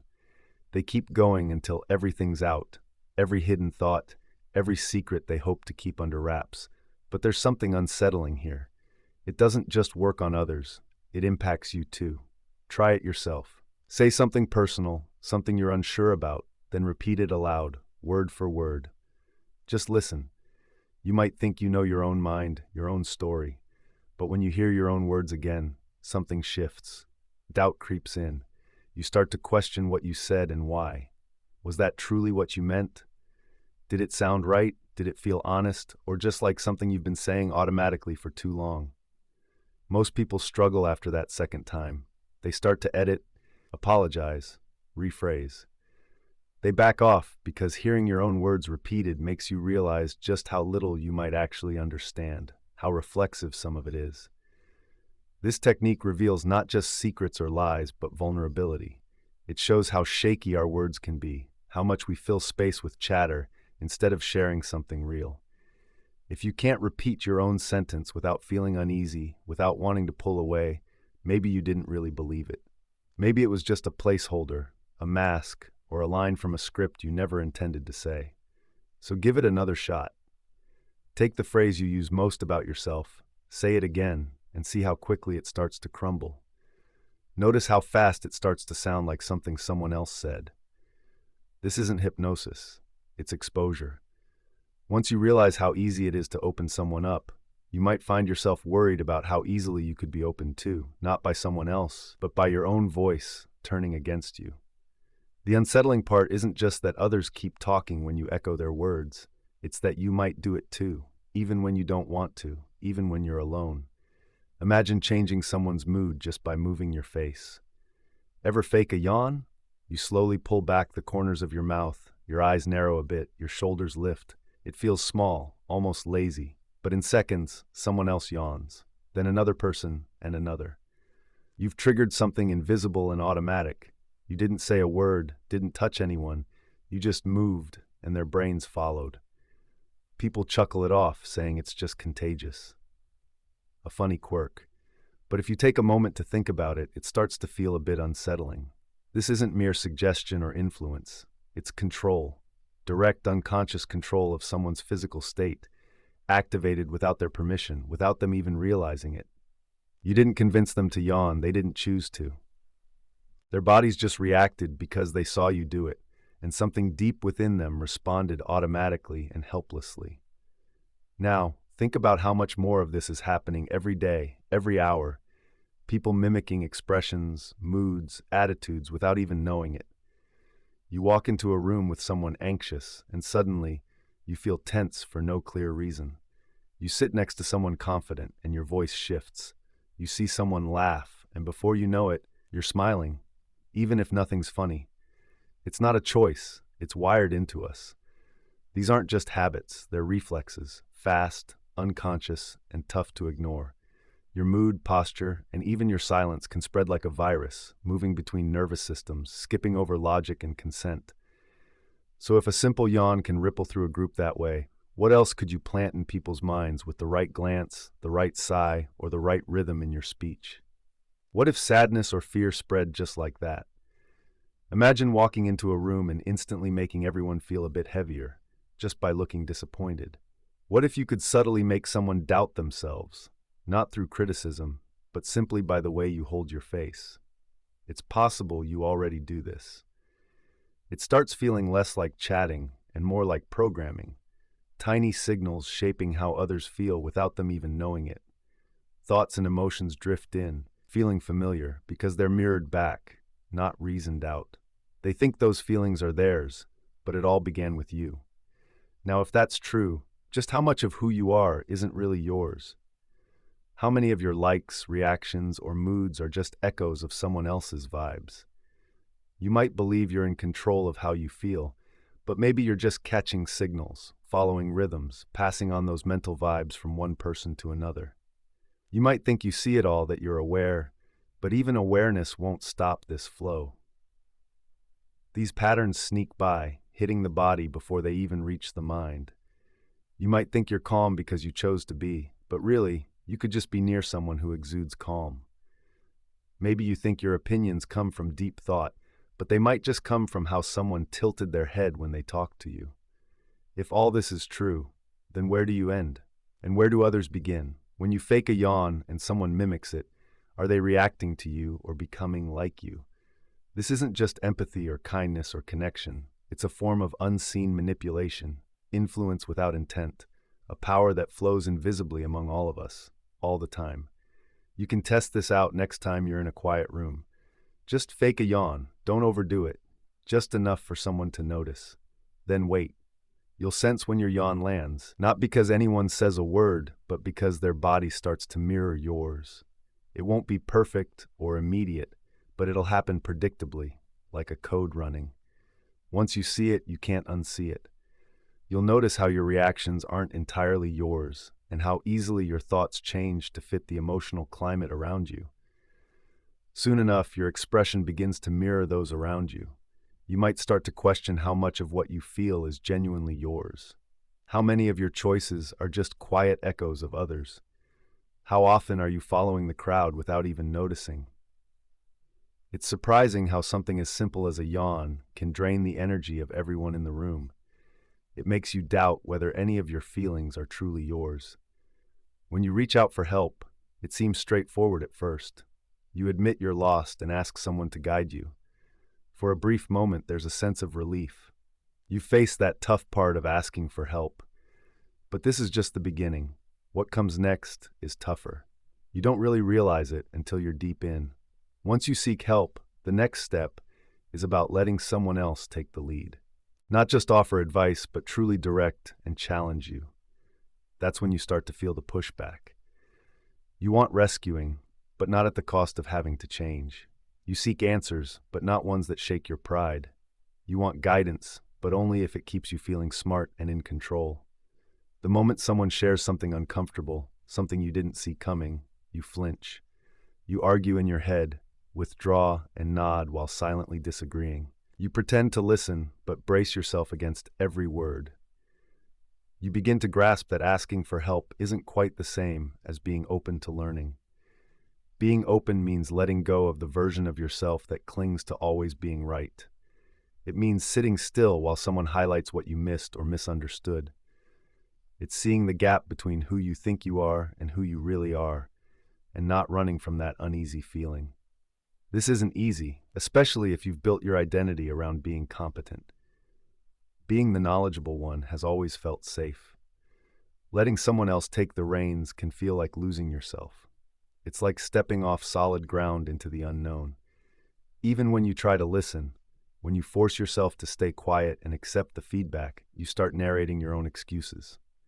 You explain why their words don't fully apply, why you already knew better, and why, if circumstances were different, you wouldn't even need this help. But that's not true learning. That's just defending yourself. It's pretending to grow while holding on to the very part of you that needs to change. When you seek help, you might think you can stay the same, but real help changes you. It shakes things up. It shifts your perspective, often slowly and sometimes painfully. You have to be there while someone looks right through you, noticing where you're stuck and what you avoid facing, even the truths you won't admit to yourself. Sure, they might get it wrong sometimes. Some advice might miss the mark. But you learn by sorting through it all, not by throwing it all away because it hurts. Don't walk away the moment your self-image is challenged. The real risk isn't being wrong, it's becoming unchangeable. It's being the type of person who can't accept new ideas without feeling attacked. If you only seek help that reinforces what you already believe, there's a hidden arrogance in that. It limits you to a smaller, safer world, one that doesn't challenge you too much. Real help should disrupt your comfort zone. It's meant to show you that what you've been doing isn't working, that something has to change. Your habits, your thoughts, your perspective, it's all on the table. So when someone tries to teach you, the real question isn't just about their knowledge. It's, can you let go of needing to be right? If you can't, you'll waste opportunities. You'll sabotage every lesson and walk away from the growth you claim to want, all because it didn't feel good at the moment you asked for help. Help isn't passive. It's not just handed to you like a gift. You have to engage with it, even when it feels uncomfortable. Especially then, because that's when the real learning occurs. When your instincts scream to shut down and you choose to stay open. When you brace for criticism but decide to listen anyway. When someone you respect says something that stings, instead of brushing it off, pause and ask yourself why it hurt. What did it touch? What did it reveal about you? Sit with that feeling. Let it teach you. Because the most dangerous thing isn't ignorance. It's thinking you've stopped needing to learn, that you've outgrown the need to listen. Your understanding is never complete, and it never will be. You're not doing it for anyone else, so don't hesitate to ask for help. And when it comes, don't shy away, don't argue, don't explain. Just embrace being wrong. Allow yourself to be shaped by this process. Most importantly, let go of that version of yourself that can't stand being seen as a work in progress. Because truth is, we're all works in progress. Help doesn't mean comfort, it's more like a mirror. Not everyone is ready to face that reflection and stay with it. When you share something meaningful, remember, it's powerful if you touch something while you talk. They'll remember those words better, even if they can't quite put their finger on why. Think about it. A teacher grabs a book before making a point. A politician clings to a podium while making a promise. A parent puts their hand on the table to say, "Don't forget this." Those little gestures seem unimportant at first, but later, it's those exact moments that stick in our minds because they ground the words. The object isn't the focus. It could be anything, really. A pen, a phone, a doorknob. What matters is that connection. It anchors your words and turns them into memories. Here's the interesting part. You don't need to make a show of it for the effect to take place. The brain quietly links that feeling of touch with a moment of significance. A simple gesture connects those two things without you even noticing. Try it yourself. Say something casual, then say something important while touching an object. Later, ask what they remember. Almost always, it's that second thing. Not because it was louder, but because it felt more real. No one teaches you this. There's no rule book explaining the power in those small gestures. But once you notice it, it's hard to ignore. You start to see how people use their hands not just to show emotion, but to shape memory. And think about the deeper implications. What does this mean for trust, for believing someone, for the memories we hold? Imagine if someone's lying and they touch a chair while saying it. Just that, nothing else. Days later, that image might linger with you. You remember the lie more like a truth because it came with a feeling, a real physical presence. You didn't just hear it, you felt it, and that feeling shapes how your brain stores those memories. Now think about how this can play out, not just in speeches or debates, but in confessions, manipulations, apologies. Someone could say something hurtful and then touch an item saying, "But I love you." What do you think will stick in your mind later? You won't recall the hurtful words. You'll remember the love. You'll remember the softness in their voice, the warmth in their eyes, and the moment their fingers brushed against the table. If this doesn't seem harmful, consider this. How many of your strongest memories are actually true? How many were just tied to a feeling? There might be things you believe passionately that aren't based on facts. They felt real because of a gesture or physical cue, something that made that moment stand out. And if you're feeling a bit uneasy right now, it's because untangling this effect is tough. There's no clear line between truth and what felt true when you first heard it. You can't just rewind and erase those impressions. You may end up carrying a version of reality that you didn't choose or even realize was happening. And the worst part, you might have done this to someone else without even realizing it. Maybe you didn't mean to. Just a touch on a glass while being serious, or a hand on a friend's arm when giving advice. You weren't trying to twist their perception, but now that phrase is etched in their memory, not because it mattered, but because your touch made them think it did. Now imagine doing this deliberately, little by little, over time. A hand on a coffee mug when making a promise, a touch on the phone when sharing a story, or a hand on a door frame before offering reassurance. Each of these moments sinks deeper in, bypassing their critical thinking and heading straight to memory. Eventually, they start to trust what you say more than what they actually see. That's what makes this so dangerous. It doesn't change minds, it bypasses them. It doesn't create logic, it builds certainty. You could be completely wrong and still be believed, just because you knew when to put your hand on the table. And knowing all of this won't shield you. If someone uses it on you tomorrow, it'll still work. You'll remember what they said, you'll trust it more, and you might not even know why. Memory isn't fair. It doesn't hold on to what's true, it clings to what feels true. And nothing feels more real than a sentence that's backed by touch, calmness, and intention. So maybe the most dangerous kind of influence isn't the loud or the persuasive. It's the really subtle stuff, the harmless stuff. It's the invisible things, the moments that feel real, a hand resting on a chair, a brief pause, and then a sentence you can't shake off. What if something seems valuable just because it's out of reach? It's like a luxury bag sitting behind glass, a velvet rope keeping you at bay, or that countdown timer for a product online. The idea that rarity equals importance is everywhere. The harder something is to get, the more we want it. It's not always a lie, but it doesn't tell the whole truth either. It's a lever, a trigger, and there's someone pulling it. Not to protect what's rare, but to make you want it more. Consider something ordinary, a common apple, a simple white t-shirt, or a plastic chair. Now imagine someone saying only 100 of those will ever exist. Suddenly, everything changes. It looks the same and works the same, but you feel differently. You start to guard it, to give it meaning. But why? Your brain mixes up rarity with value. It thinks if something is hard to get, it must be worth more. But that's something that can be manipulated, not by the item itself, but by whoever decides to keep it away from you. Make it scarce, make it unavailable, and watch how people go after it. It's not really about wanting the item. It's about hating the feeling of being left out, of seeing others get what you can't. It's the fear of missing out. You've seen the sales tactics, limited edition, only a few left, offer expires soon. It's not always a trick, but it's definitely a nudge. It shrinks your thinking space and rushes your decisions. You don't want to be the one who waited too long, who missed the chance, who got left behind. So you buy something you don't really need. You chase what you didn't actually want, and you protect something that's barely different just because it's rare. Now think deeper.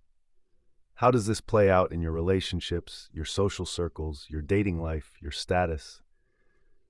When someone feels a bit distant or hard to read, they seem more intriguing and attractive. It's not that they bring more to the table, but they reveal less about themselves. Once someone becomes fully available and shares everything, that mystery fades. They become familiar and predictability makes them less urgent. You start to take them for granted, paying less attention, and sometimes, without realizing it, you pull away. It's not about being cruel, it's psychology.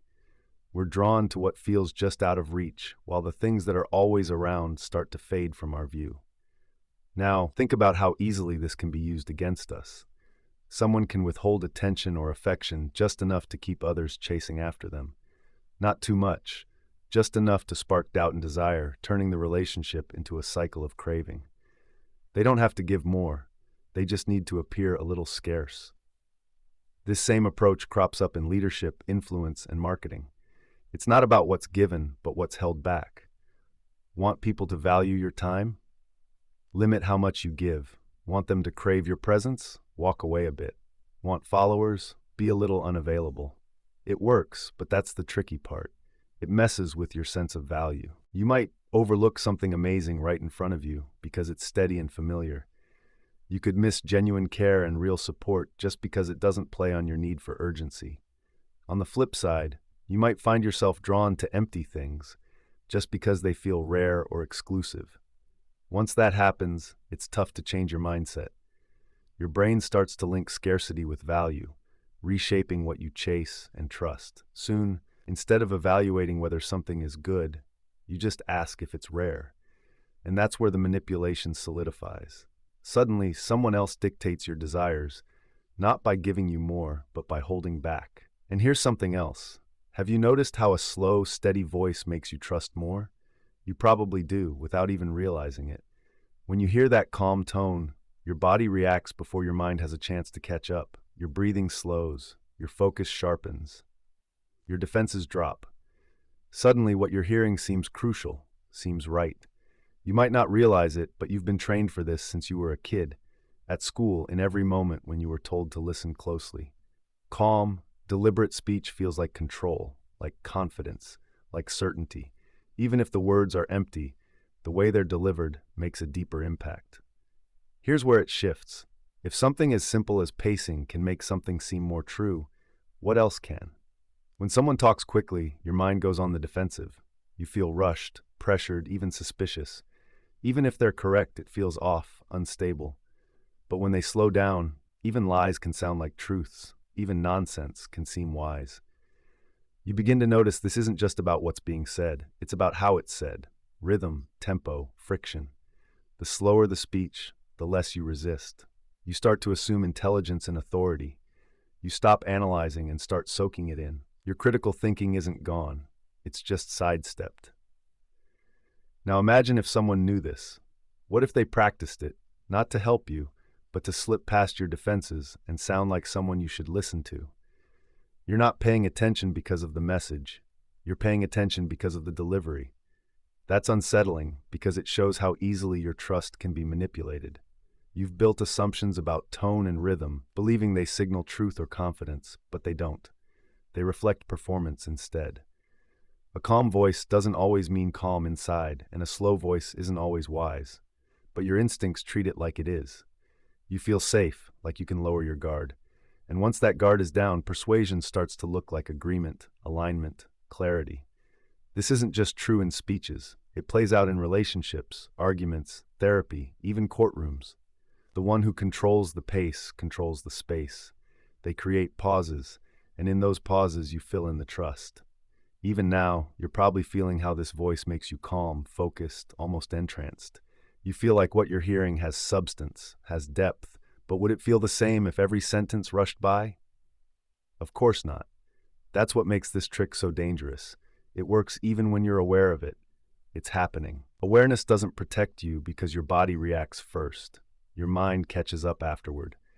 By the time you start questioning it, the effect has already set in. You've probably seen this in interviews, in leadership, in cults, and in manipulation. But you didn't notice, you just felt it. You called it charisma, confidence, authority. But really, it was control. Now think about how many choices you've made, not because of what was said, but because of how it was said. How many people did you trust just because they knew how to speak slowly? When someone talks slowly, it doesn't mean they're wise. It just means they figured out that slowness feels like wisdom. That's not truth. That's a tactic. And maybe the scariest part?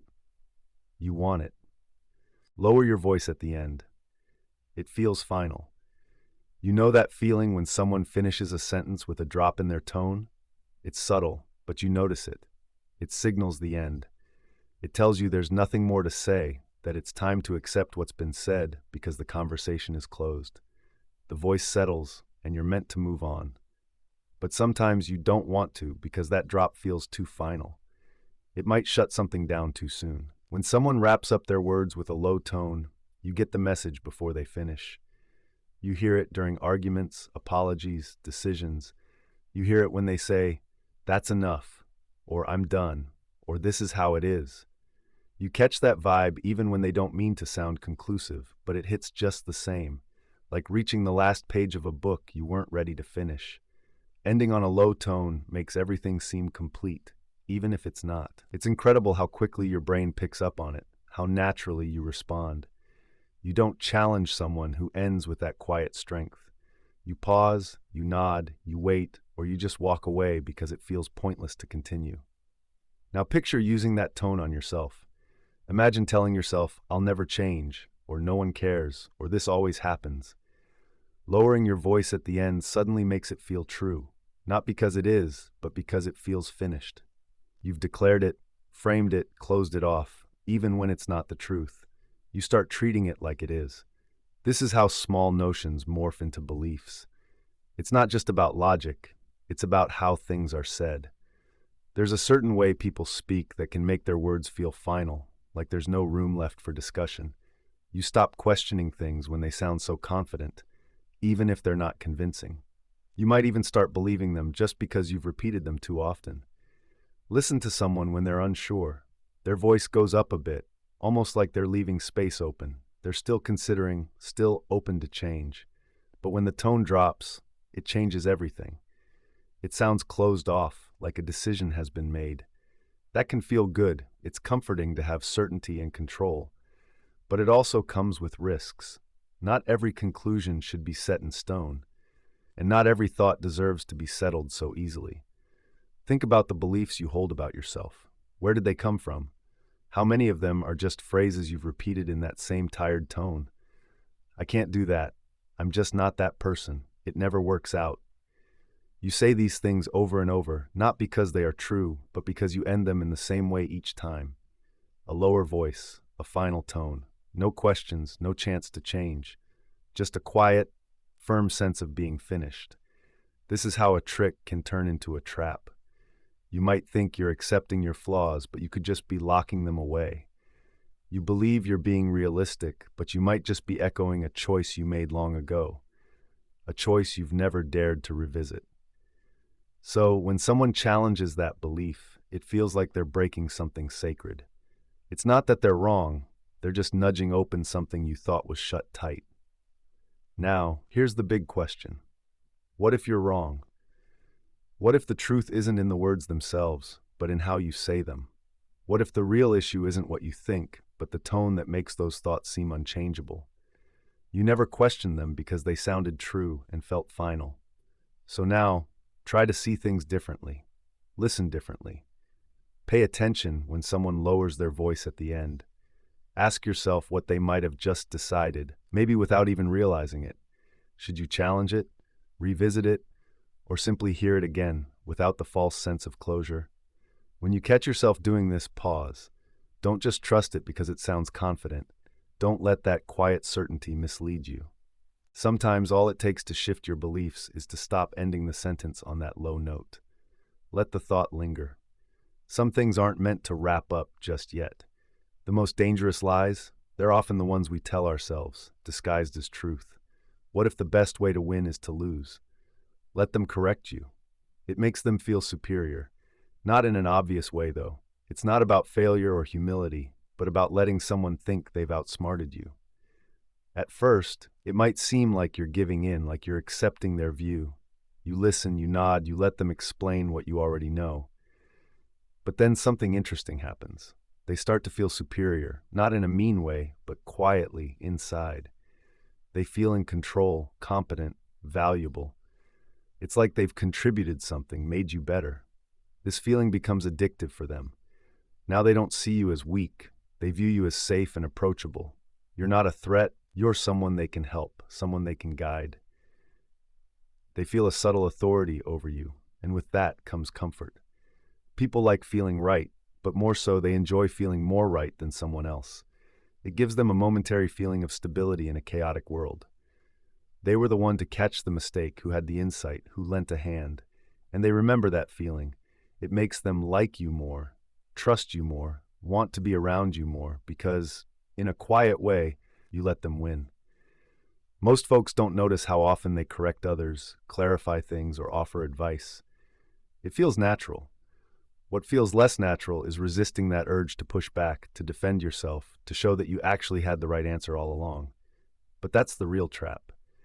Defending your correctness, especially over little things, costs more than it's worth. You might win the argument, but you lose warmth, connection, influence. You remind them that people often underestimate you, and that can threaten their sense of status. When you challenge their comfort, it creates distance. You've seen it happen. Someone gets corrected, and suddenly they snap back defensively. Tension fills the air. Now it's a competition to regain control. But when you choose not to correct their mistakes, when you let things slide, they relax. They soften. They feel good around you, and crucially, they feel smart. People are drawn to those who make them feel intelligent. This isn't about submission. It's a smart move. You're not lying or playing mind games. You're simply avoiding a pointless conflict. You don't have to prove yourself. You already know you're right, and that's enough. Remember, being right is fragile. It can vanish as soon as someone feels challenged. But allowing someone else to feel right, that feeling sticks. It shapes future interactions and builds trust effortlessly. Even if they forget the specifics of the correction, they'll remember how they felt around you, safe, respected, validated, and they'll want to experience that again. The irony is, the more you let others feel superior, the more influence you naturally gain. You gather power without even trying, because no one resists someone who boosts their confidence. It's not about being passive. It's about being strategic. You're allowing yourself to let go of shallow wins to achieve something deeper, something enduring. You don't need to apply this with everyone, just with those who matter. Those whose trust can open doors, whose respect can shift outcomes, whose egos need space before they'll hear you out. They won't even realize what's happening. They'll think they're in control, leading the way, while you smoothly guide them through their own certainty. But here's where it gets tough. Sometimes you'll feel the urge to correct them. You want to protect your identity and remind them that you aren't ignorant. Your pride might flare up, and that's the challenge. Can you let that frustration simmer inside without acting on it? Can you tolerate the discomfort of being underestimated, knowing it gives you an edge? If you can, you'll notice a change. They'll start seeking you out, trusting your silence, confiding in you, and looking to you in crucial moments, not because they see you as below them, but because they recognize your wisdom. Sometimes people see you as weaker, but it's not because they see something wrong with you. It's because they feel safe around you. You've created an environment where they trust you, and that, oddly enough, makes you stronger than if you had been right all along. It's a subtle trick, one that doesn't even seem like a trick. You're not manipulating anyone. You have a power that quietly reveals itself. This is why it works. When you allow others to feel smarter, you become someone they want to be around. They start to believe in you, trust you, even if they can't quite say why. They don't see that you've let them think they've corrected you. Because of that, they won't even try to stop you. Now think about what happens when you stop trying to make sense of someone's actions and instead ask, what would you do? Not why did you do it, but what would you do in their shoes? Picture them in their circumstance, surrounded by their struggles and history. What choices would you make? When you shift from why to what, things start to change. It stops being about judging someone else from afar, and it becomes personal. You're in the thick of it now. You hold the same choices, face the same pressures, and suddenly it's much tougher to pass judgment. Think about someone who really turns your stomach. Maybe they've betrayed trust or abused their power. Maybe they lied when it mattered most, or did something unthinkable. You tell yourself you'd never behave like that it goes against everything you stand for. But here's the thing, belief isn't the same as behavior. Values aren't natural instincts. If you were in their exact position, facing their feelings and circumstances, could you honestly say you'd act differently? Strip away the comfort of hindsight. Forget the ideal version of yourself for a moment and just look at the raw facts. Pressure, fear, desperation, loneliness. These emotions can twist a person's perspective and narrow their options. What if that person you're so quick to judge saw only one path ahead? What if their world felt so closed, so unbearable that the choice they made, one you condemn, seemed like the only way forward? Could you say for sure you wouldn't do the same? Most people think they could handle tough situations. They trust in their own strength, clarity, and principles. But that belief? It's often untested and abstract, and that makes it risky. It creates distance. Instead of seeing others as someone you could relate to, you start viewing them as different, maybe weaker or more flawed. And that judgment, it feels good, it feels clean, but it's a lie, a comforting one. The truth is, you don't really know what you'd do until you're in their shoes, until the stakes are real, and it's just you facing the moment with no backup. When you ask yourself why they made their choices, it lets you pretend you're safe from their mistakes. You think, I'd never act like that, but asking yourself, what would I do, forces a different admission. You start to see that maybe you could make the same choices if you had their life, their pain, their fears. This doesn't excuse anything. It just makes you realize you're not immune. When you start pondering, what would I do? The monsters and villains fade away. You begin to see scared people tackling tough decisions with limited options. It makes you wonder about your own morality. How many times have you hurt others, justified your actions, buried your regrets? What if someone else judged you like you've judged them? Would they be cruel, or would they be right? Judgment feels neat, but empathy complicates things. It makes you dig deeper, feel involved, and look at your own reflection. Maybe that's why asking, what would I do, feels so risky. It threatens the stories you tell yourself about who you are. It shrinks the gap between you and those you'd rather not think about. It makes it harder to hate, to lash out, to shield yourself with anger. Instead, you're left with something deeper, something tougher, a mix of grief and guilt. Goodness is more delicate than you think. Morality isn't just a defense, it's a tricky balancing act. Every day you're closer to slipping than you realize. So the next time you wonder, why would someone act that way? Flip the question. Ask yourself, what if that were me? Then sit with your answer, no matter how uncomfortable it is, even if it twists the narrative, even if it leaves you feeling alone. When someone asks you something personal, something that catches you off guard, you might freeze. In that pause, something interesting happens. They look down, shift their gaze, and then start to explain, to apologize, trying to soften their truth. You said nothing, but that silence spoke volumes. This happens more often than you think. In conversations, in how people read your face, your pauses, your hesitations. They fill in the blanks with all sorts of assumptions. Your stillness, they see it as judgment. Your silence, they take it as certainty. And you do this too. When answers are missing, the mind rushes in. It scrambles to fill the void, creating stories to dodge discomfort. The quieter you are, the harder they search. You don't need to fabricate anything. Just hold your silence long enough, and people will fill it with their own fears, their guilt, their ideas. They'll believe it all came from you. This isn't manipulation in the usual sense. It's subtler, slower, and a bit unsettling. The power lies in the emptiness. A pause that forces someone to sit with their own unease. You see it in interviews. A tough question poses, and instead of answering, the person hesitates. The interviewer leans in, and they start guessing, projecting their thoughts. The longer the silence lasts, the more convinced they become that they get it. But they don't. They're just seeing their own reflections. Think about a courtroom scene. A witness stumbles, and the lawyer doesn't say a word.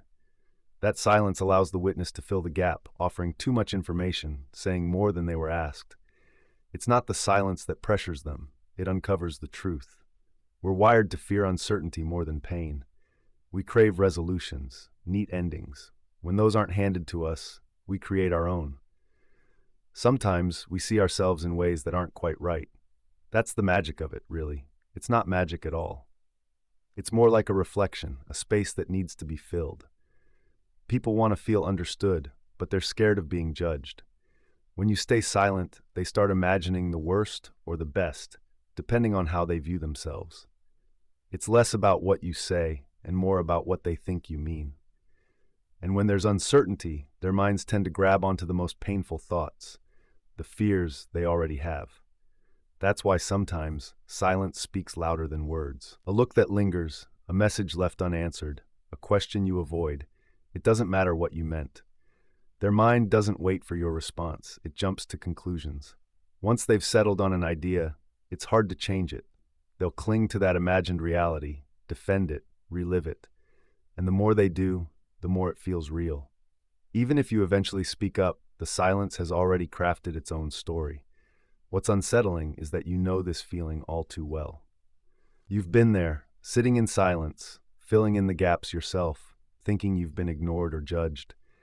Not because of what was said, but because of what wasn't. You created a whole storyline from thin air.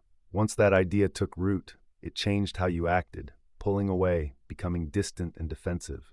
That imagined fear then became a real barrier between you and others. This is how misunderstandings happen.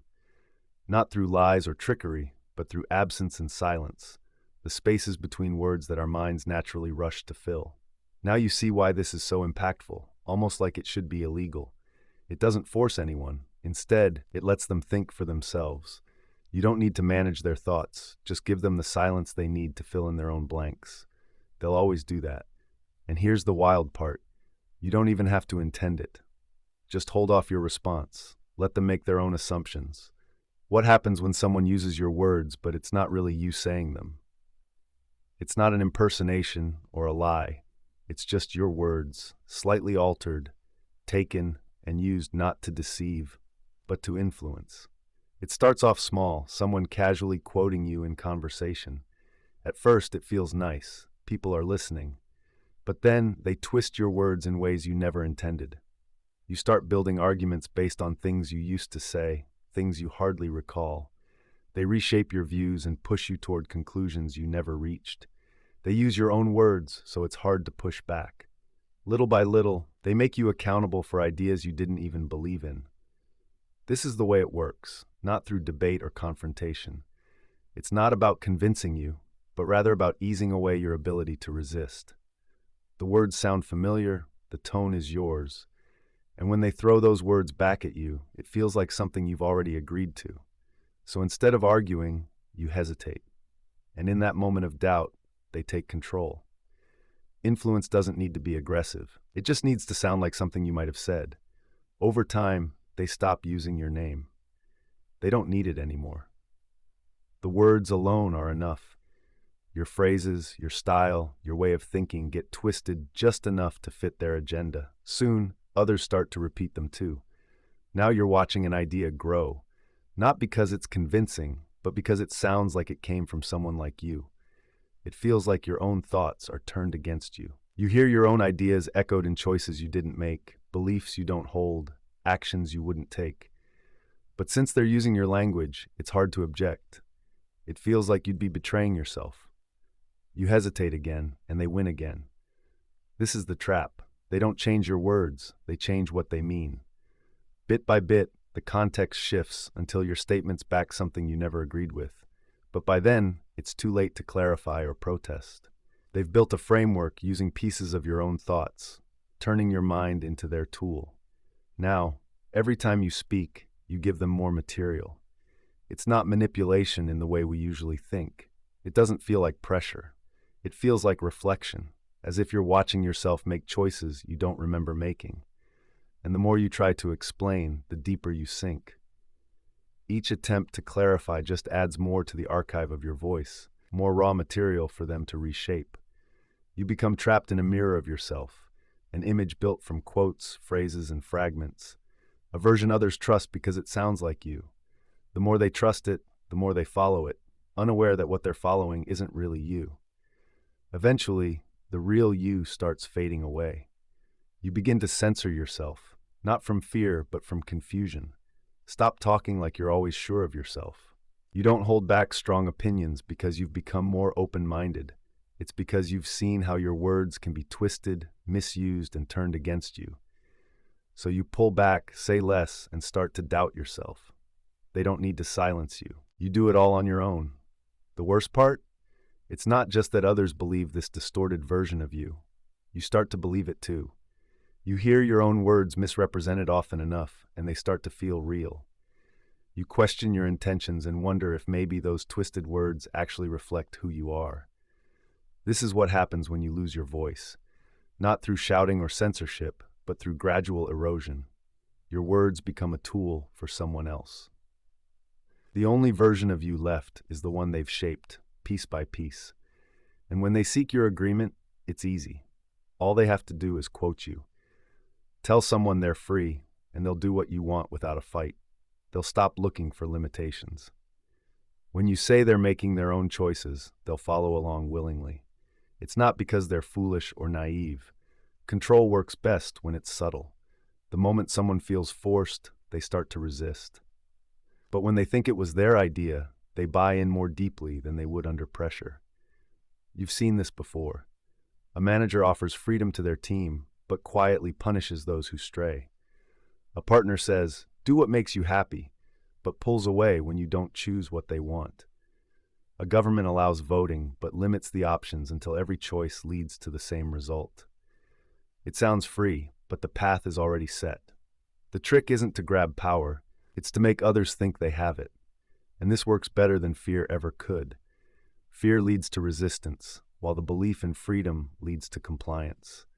When someone feels they're acting freely, they invest deeply in the outcome. They defend it and justify it, even when it's not in their best interest. Once you've chosen something, especially in public, your mind works hard to protect that choice. It filters out anything that contradicts it, reframes doubts, and turns obedience into a part of who you are.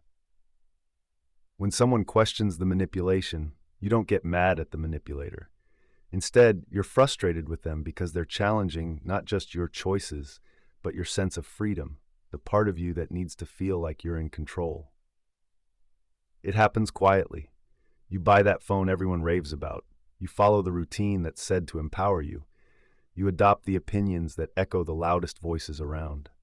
You think you're being independent, but all your choices have been guided, nudged, and set up to lead you right where you are. Then you defend your decisions. You claim it was all your choice. You argue you're not influenced. You tell yourself you'd know if someone was pulling the strings. But that's the catch. You often don't see the pull when it's coming from your own thoughts. You don't challenge beliefs that feel like they came from you. The more you believe they are yours, the harder it is to spot how carefully they were placed there. Even rebellion can be manufactured. Give folks something to push against, then provide a safe outlet for their defiance. Let them feel powerful while they stay within the limits you've set. They'll thank you for the illusion of freedom and believe they've triumphed. You saw it coming because the deepest control doesn't show up as harsh rules or threats. It looks like choices, like independence, like being free. Once someone agrees to play by your rules, you don't have to push them anymore. They'll self-regulate, keep each other in check, and enforce norms even stricter than you would, not out of fear, but because they want to. They believe in it. And when that belief takes root, control becomes invisible. That's the real trick. Not just getting someone to follow you, but making them feel like following is freedom. Because even if you stop guiding them, they'll keep going, and they won't even know why. Make eye contact 60% of the time. Not more, not less. Too little, and you seem untrustworthy, maybe even weak. But too much, and something darker creeps in. You might come off as aggressive, manipulative, or unsettling. People won't quite know why they feel uncomfortable, but they'll want to look away. The sweet spot is 60%, just enough to show confidence without crossing into discomfort. It might seem like control, but here's the twist. It's not really about communication or connection. It's about manipulation. Eye contact does more than grab attention. It changes how we act. When someone locks eyes with you, it shifts their sense of self. They become more aware of how they look and sound, and they start wondering what you think of them. It's like you're not just looking at them, you're reshaping them. It starts off small. Their posture changes, they nod more, they take pauses while speaking, and they mimic your expressions. Your gaze brings a kind of pressure. Under that kind of scrutiny, people tend to step up their game. That's why confidence can get mistaken for dominance. People are drawn to those who look them in the eye, not because they're necessarily truthful, but because they're bold enough to claim the spotlight. They capture your attention, and without realizing it, you start to give in. There's a sweet spot where it feels assertive, but doesn't set off alarm bells. But if you really get this, you begin to see just how delicate social interactions are. So much of it is just a dance of hidden power disguised as politeness. Think about what happens when someone avoids eye contact. You can feel the tension. You might suspect they're hiding something, but maybe they aren't. Maybe they're just shielding themselves from your influence. Your gaze doesn't just send a message, it digs deep. It can feel overwhelming for those who don't want to be truly seen, not because they're guilty, but because being seen makes them vulnerable. Now flip that around. Consider how often you break eye contact without even noticing. When someone holds your gaze just a tad too long, when their eyes don't blink and their stare stays intense, you instinctively pull back. You chalk it up to discomfort or awkwardness, but what if it's fear? Not fear of the person, but fear of being seen too clearly.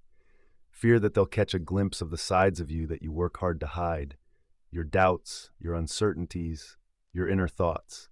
Because when someone sees you for who you really are, it feels like you're losing control. Your mask loosens, your defenses drop, and if they're looking with intensity, when you notice what others are up to, you can feel a bit exposed. We're often told to make eye contact to build trust, to seem real, to be liked. But maybe trust isn't the real issue here. Maybe you're feeling something more like submission. You think you're connecting, but are you really? Or are you just reacting to this invisible pressure, to be noticed, to be liked, to gain approval? Picture a job interview, a date, or a negotiation. Think about how you adjust your eye contact, almost without realizing it. You're making calculations. How much power do I want to give? How much vulnerability can I handle? The same goes for the other person. That gaze, that eye contact, it's not just courteous, it's a tactic. It's a careful dance, not enough to feel forced, but just enough to shift control in your direction. And here's the kicker. When you become aware of this, you can't unsee it. You start noticing when people use these tricks on you. The steady stare that makes you more agreeable, the slight squint that makes you doubt yourself, that small tilt of the head that makes you feel smaller. Suddenly, social interactions look less like connection and more like competition. They transform from mutual understanding into a subtle game of control. The more adept someone becomes, the more hidden their influence appears. That's why genuine, uncalculated eye contact seems so rare. Most folks are just performing. They watch your eyes, they gauge your reactions, adjusting themselves constantly to keep the upper hand. You do it too, even in silence, kindness, or love. It's a balancing act. Eye contact isn't just about intimacy, it's also about strategy. It's control wrapped in presence. So next time someone tells you to maintain eye contact 60% of the time, remember this: they're not teaching you to connect, they're showing you how to win. That's why eye contact feels so intense. Deep down, you realize it's not just about being seen, it's about being influenced, being molded, being controlled. The moment your eyes meet, that dance has already started. What's it like to let silence take over in a conversation? Not as a tactic, but as a mindset? When you resist the urge to fill the silence, to convince or persuade, and just speak less than the other person, you might be surprised. Many don't realize how quickly they lose influence by over-explaining. Every time someone tries to convince others, they slowly weaken their influence. They think that talking more gives them control, but real control comes from being heard. The more they talk, the less people listen. You've experienced this, right? In meetings or arguments where someone just keeps chatting away, their voice turns into background noise. You stop catching the meaning and just wait for your chance to speak. In that waiting, they've lost you, not because of what they said, but because they said too much. It's strange how someone who speaks less pulls you in. You find yourself trying to read between the silences, guessing their intent where there might be none. You fill their pauses with your thoughts, handing over power they never ask for. The fewer words someone uses, the more weight they carry. Each silence feels tense, like an unanswered question that demands your focus. Our minds can't stand unanswered questions. They chew on them endlessly. When you speak first, others anchor to what you say. If you speak last, they shift their views to match yours. But if you hardly speak at all, just enough to create some tension, people start second-guessing themselves. They wonder what you're thinking, why you're so quiet, and what you see that they don't. This uncertainty makes them reveal more than they plan. They begin to explain themselves before any accusation hits. They try to fill those silences with little confessions, interpreting your quietness as strength and your conciseness as judgment. Without realizing it, they start putting on a show for you, trying to win back control they didn't even notice slipping away. Silence isn't just a social tactic, it's a mirror. When you stop talking and let them fill the void, they show you their insides, their assumptions, their insecurities, their need for approval, and most troubling, their deep desire to be understood. Most of the time, people aren't trying to dominate, they just want to be seen. When you don't give that up easily, they bend over backward to earn it. You might worry that by saying less, you'll be misunderstood, that your silence might come across as weakness or disinterest. But the reality is, people often see strength in mystery. They create depth where there's silence. You don't always need to share who you are. If you don't explain yourself, people will create their own version of you. And often, they'll craft it in a way that favors their hopes. It's not trickery. It's just how our brains work. We fill in the blanks, and silence creates blanks for us to fill. People rush to fill that space. The less you say, the more room they have to show who they really are. And that gives you power just by being there. But it's not easy. Speaking less takes discipline, especially when you feel under attack or misunderstood. That's when it's tempting to defend yourself, to explain, to prove your point. Yet that's when staying quiet matters the most. Restraint can be a form of power. Saying less doesn't mean you say nothing. It means you focus on what really matters. You choose your words thoughtfully. When you speak rarely, your words don't compete for attention. They demand it. They land with weight. People pause and think after you speak, not because you're loud, but because your silence made them pay attention. They notice your presence more than your words. They remember the moment rather than just the message. Real influence isn't about volume, it's about presence. But there's a deeper reason why this happens. Many people aren't comfortable being alone with their thoughts. Silence makes them confront their doubts and uncertainties. When you speak less, you don't just have control over the room, you also challenge them to face their own minds. They'll do almost anything to avoid that discomfort. That's why they keep talking, why they look for your reactions, and why they fill the air with noise, not to sway you, but to escape the silence they dread. So you stay quiet, you watch, you wait, you listen, not to jump in, but to understand. Each moment of silence becomes an invitation they can't ignore, a pressure they can't shake off. Without raising your voice or pushing for your point, you lead by simply being still and restrained. And when you do decide to speak, they listen, not because they have to, but because they want to. Your silence has made your words feel genuine and powerful. Imagine a world where you never have to struggle for influence again. It's handed to you, willingly, almost instinctively.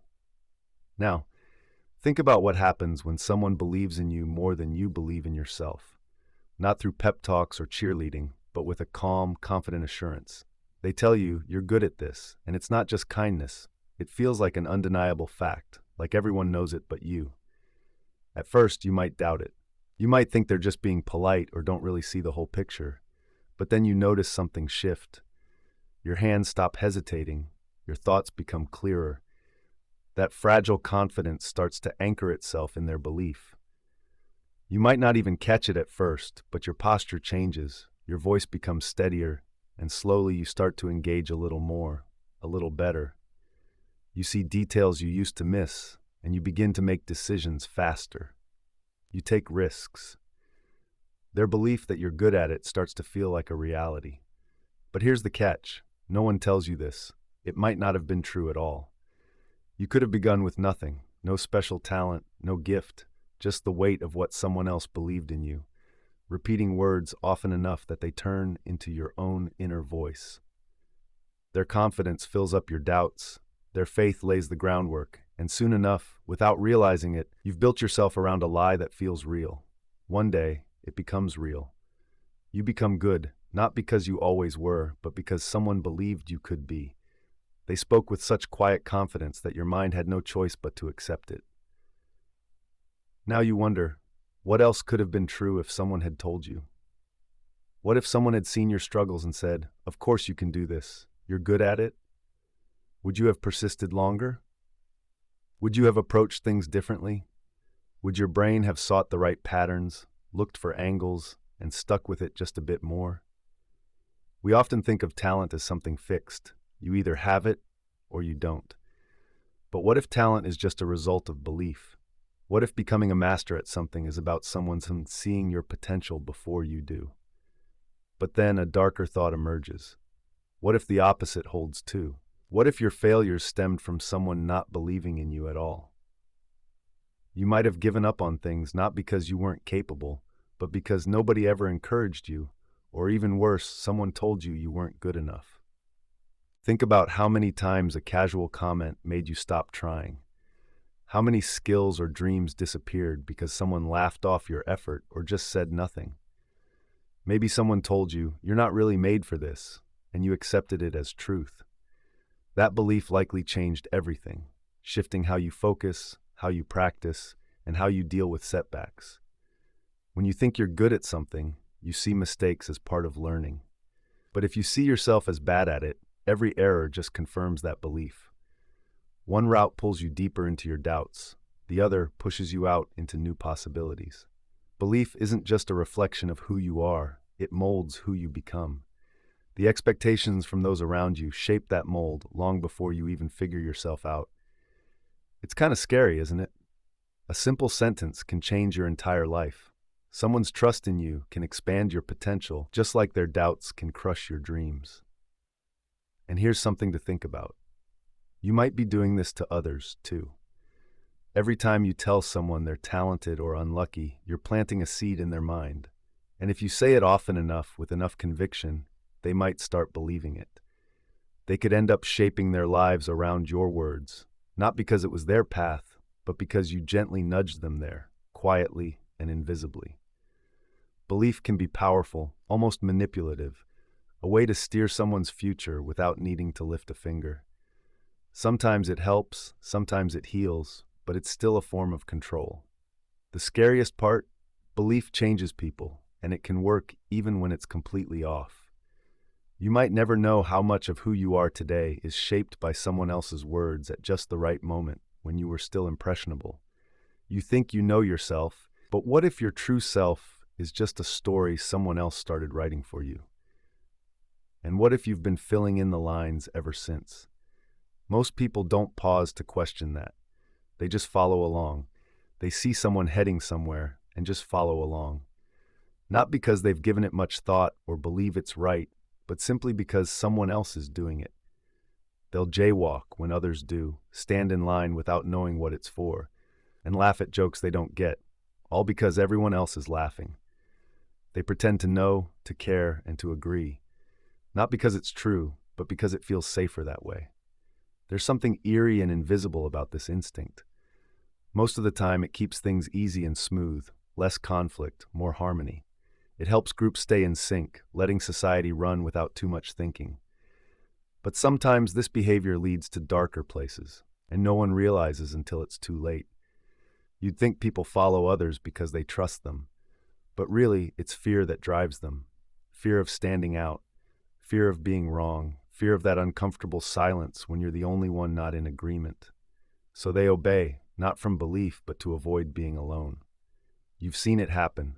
A group laughs at someone not there, and even though it feels wrong, you laugh too. You feel the pressure building not to stick up for that person, but to not become the next target.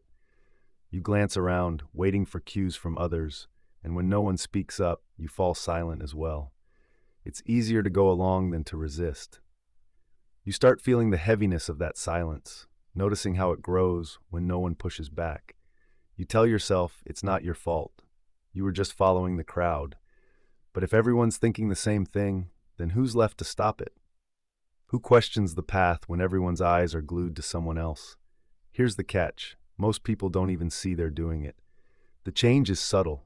A look, a nod, a moment of hesitation. One person shows confidence, and suddenly that confidence spreads like wildfire. Not because it's right, but because it's loud. Once enough people are on board, questioning becomes almost impossible. At that moment, standing up to it feels dangerous, and even silly.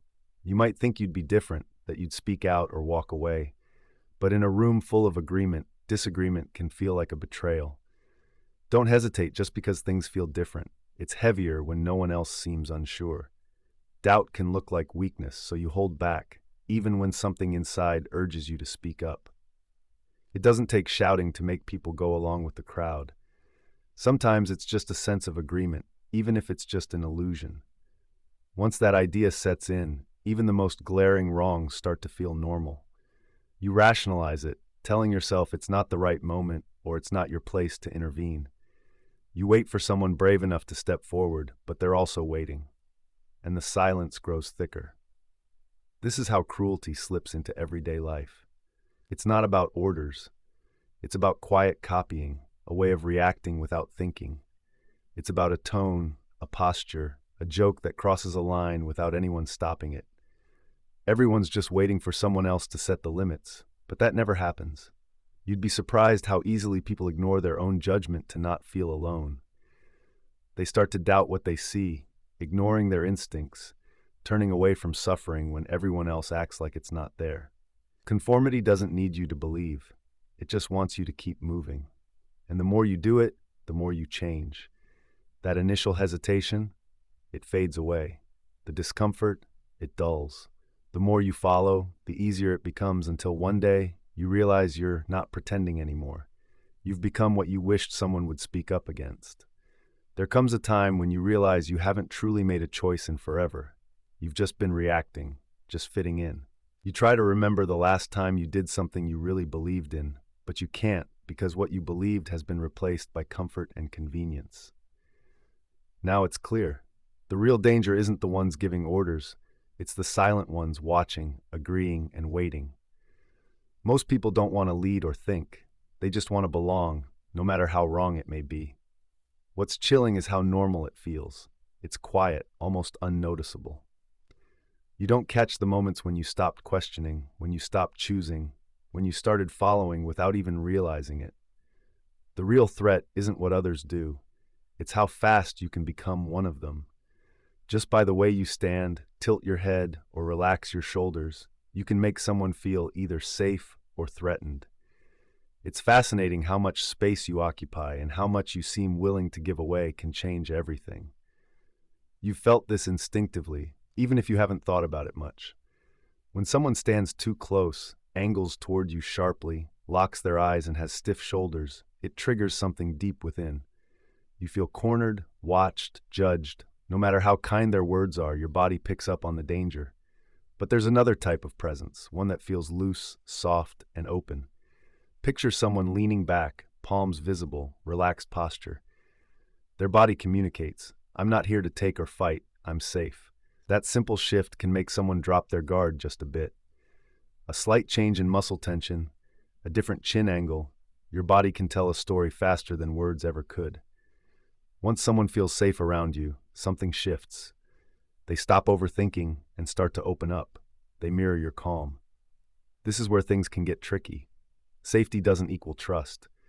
You can create a sense of safety without building real trust. With just a change in how you move, you can manufacture comfort. And when someone feels comfortable, they'll make assumptions about you. Good assumptions. They'll project kindness, empathy, and honesty onto someone who is just standing in a certain way. Now think about using this intentionally. Every movement crafted to calm, every blink, every gesture aimed at soothing another person's nerves, not to connect, but to control. It works, even when people know it's happening, even when they suspect some kind of manipulation. Their bodies react, breathing slows, defenses lower. They want to believe that comfort is genuine. This isn't lying. It's about sidestepping resistance, using instinct to make someone feel like you're on their side, so their mind never questions it. It's subtle, which is what makes it so powerful. No threats, no force, no demands, just presence, just the illusion of safety. Imagine walking into a room and shifting the energy without saying a single word. You can create vulnerability simply by appearing harmless. Once someone sees you that way, they'll give you more than attention. They'll share their thoughts, feelings, and even consent. This is how con artists operate, how interrogators break down defenses, how toxic people pull relationships back together. When someone has you feeling down, they don't argue or try to explain themselves. They just look at you with calm eyes, nod gently, and stay quiet for maybe a beat too long. And somehow you start to relax. Even if your mind recalls their past actions and your gut is telling you something's off, your body picks up their vibes and trusts them. That's why it's so easy to fake sincerity. It's not about being honest. It's all about signals, how you hold yourself, your breath, your eye contact, and that right kind of stillness. You've probably done this too. Not with bad intentions, just instinctively. You soften your voice, tilt your head, turn a bit to seem less scary. You want to connect, to help. But the mechanics are the same. It's unsettling how little intention matters. The moment you seem safe, people let their guard down. It's not a conscious choice, it's their nervous system deciding for them. And when that happens, they won't even know why they feel it. They might say, "You seem trustworthy and grounded." They call it intuition, but what it really is, your presence calmed them. And if you're savvy, you can turn that to your advantage. You can be open, get close, gather stories and secrets without truly earning them. You bypass consent and label it connection. The human nervous system craves safety more than it seeks truth or protection. It can't tell the difference between genuine safety and just the act of it. So maybe the real question isn't whether you should use this, but whether you already are. How often do you soften yourself to get what you want? How frequently do you smile while hiding something? When do you use calmness as a way to gain leverage? And how often has that worked for you? You might think it's no big deal, but it's worth reconsidering. Every time someone trusts you because they felt safe, not because you earned it, you step into a gray area where authenticity and strategy mix. Once you see how effective it is, it's tough to avoid using it. It feels almost automatic to appear open when seeking control. The troubling part? Sometimes you start falling for it yourself. You begin to believe your own act, thinking your kindness is genuine when it's just a habit, a reflex, a trick. You start to forget what honesty feels like without a strategy behind it. Sometimes we adjust ourselves to fit how others see us, and before we know it, we become the kind of person who always plays it safe. You turn into this open person that others trust, even when they shouldn't. Think about it. Someone says yes, often without a solid reason, not because it feels right, but simply because it's easier. You've probably noticed this. A decision that seems wrong, a flawed plan, or someone asking for something they shouldn't have, and yet someone agrees.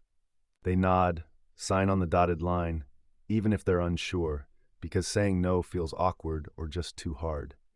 This is how most manipulation works. It doesn't rely on force or even strong persuasion. It's all about the fact that people need a reason to say no, while saying yes comes naturally. You've probably been there yourself. An invite to something you don't feel like attending, you nod along. Someone pitches a bad idea in a meeting, you go along with it, even though there's a part of you that hesitates. Sometimes all it takes is the tiniest reason, a silly excuse, and just like that, you're moving forward without any resistance. I didn't want to be rude, it's not a big deal, or I thought someone else say something. But every little yes has weight. It sets things in motion, and once you agree, even for a silly reason, your mind starts to protect that choice. You don't just go with it, you start to justify it, rationalize it, and defend it. Suddenly, what felt like a simple yes becomes a commitment. You're not just in agreement anymore, you're invested. This is how people get caught up in scams, get involved in cults, end up in bad relationships, or take jobs they can't stand. Not all at once. It's not like they were convinced entirely, but because they didn't step back after that first yes. Someone gave them just enough of a reason to say yes, and nothing inside them yelled loud enough to stop. Later, when things go south, they don't pinpoint that moment they said yes. Instead, they think it got complicated or they were misled. But the real trap was subtle. It came disguised as a shrug, a smile, or just being polite. And once they were in, everything else followed. Picture this. A stranger walks up and asks to borrow your phone. You'd say no right away. No reason to hand it over. But now they start off easy. Maybe they ask for directions or throw you a compliment. They're friendly and casual. Then they ask again, not in a rush. Suddenly it doesn't feel the same. You hesitate, you think about it. If they say just for a second, that might change everything. Not because it makes sense, but because that just makes it feel smaller, less risky, more okay. This is the psychology of compliance. It doesn't need to push you hard, it just needs a little rhythm, some small agreements to build on. The scary part is how your mind shifts. It doesn't stop to ask, why did I say yes? Instead, it wonders, what do I need to believe now to keep this going? That silly reason you agreed becomes a stepping stone for a more complex story. You think, I already helped them once, or I was just being open-minded. You shape a version of yourself to fit that choice, even if it started with something trivial. And here's where it gets tricky. People can take advantage of this. They don't need to logic you into submission. They just need to keep you saying yes, step by step. If you pause and question it, they'll remind you of that first yes.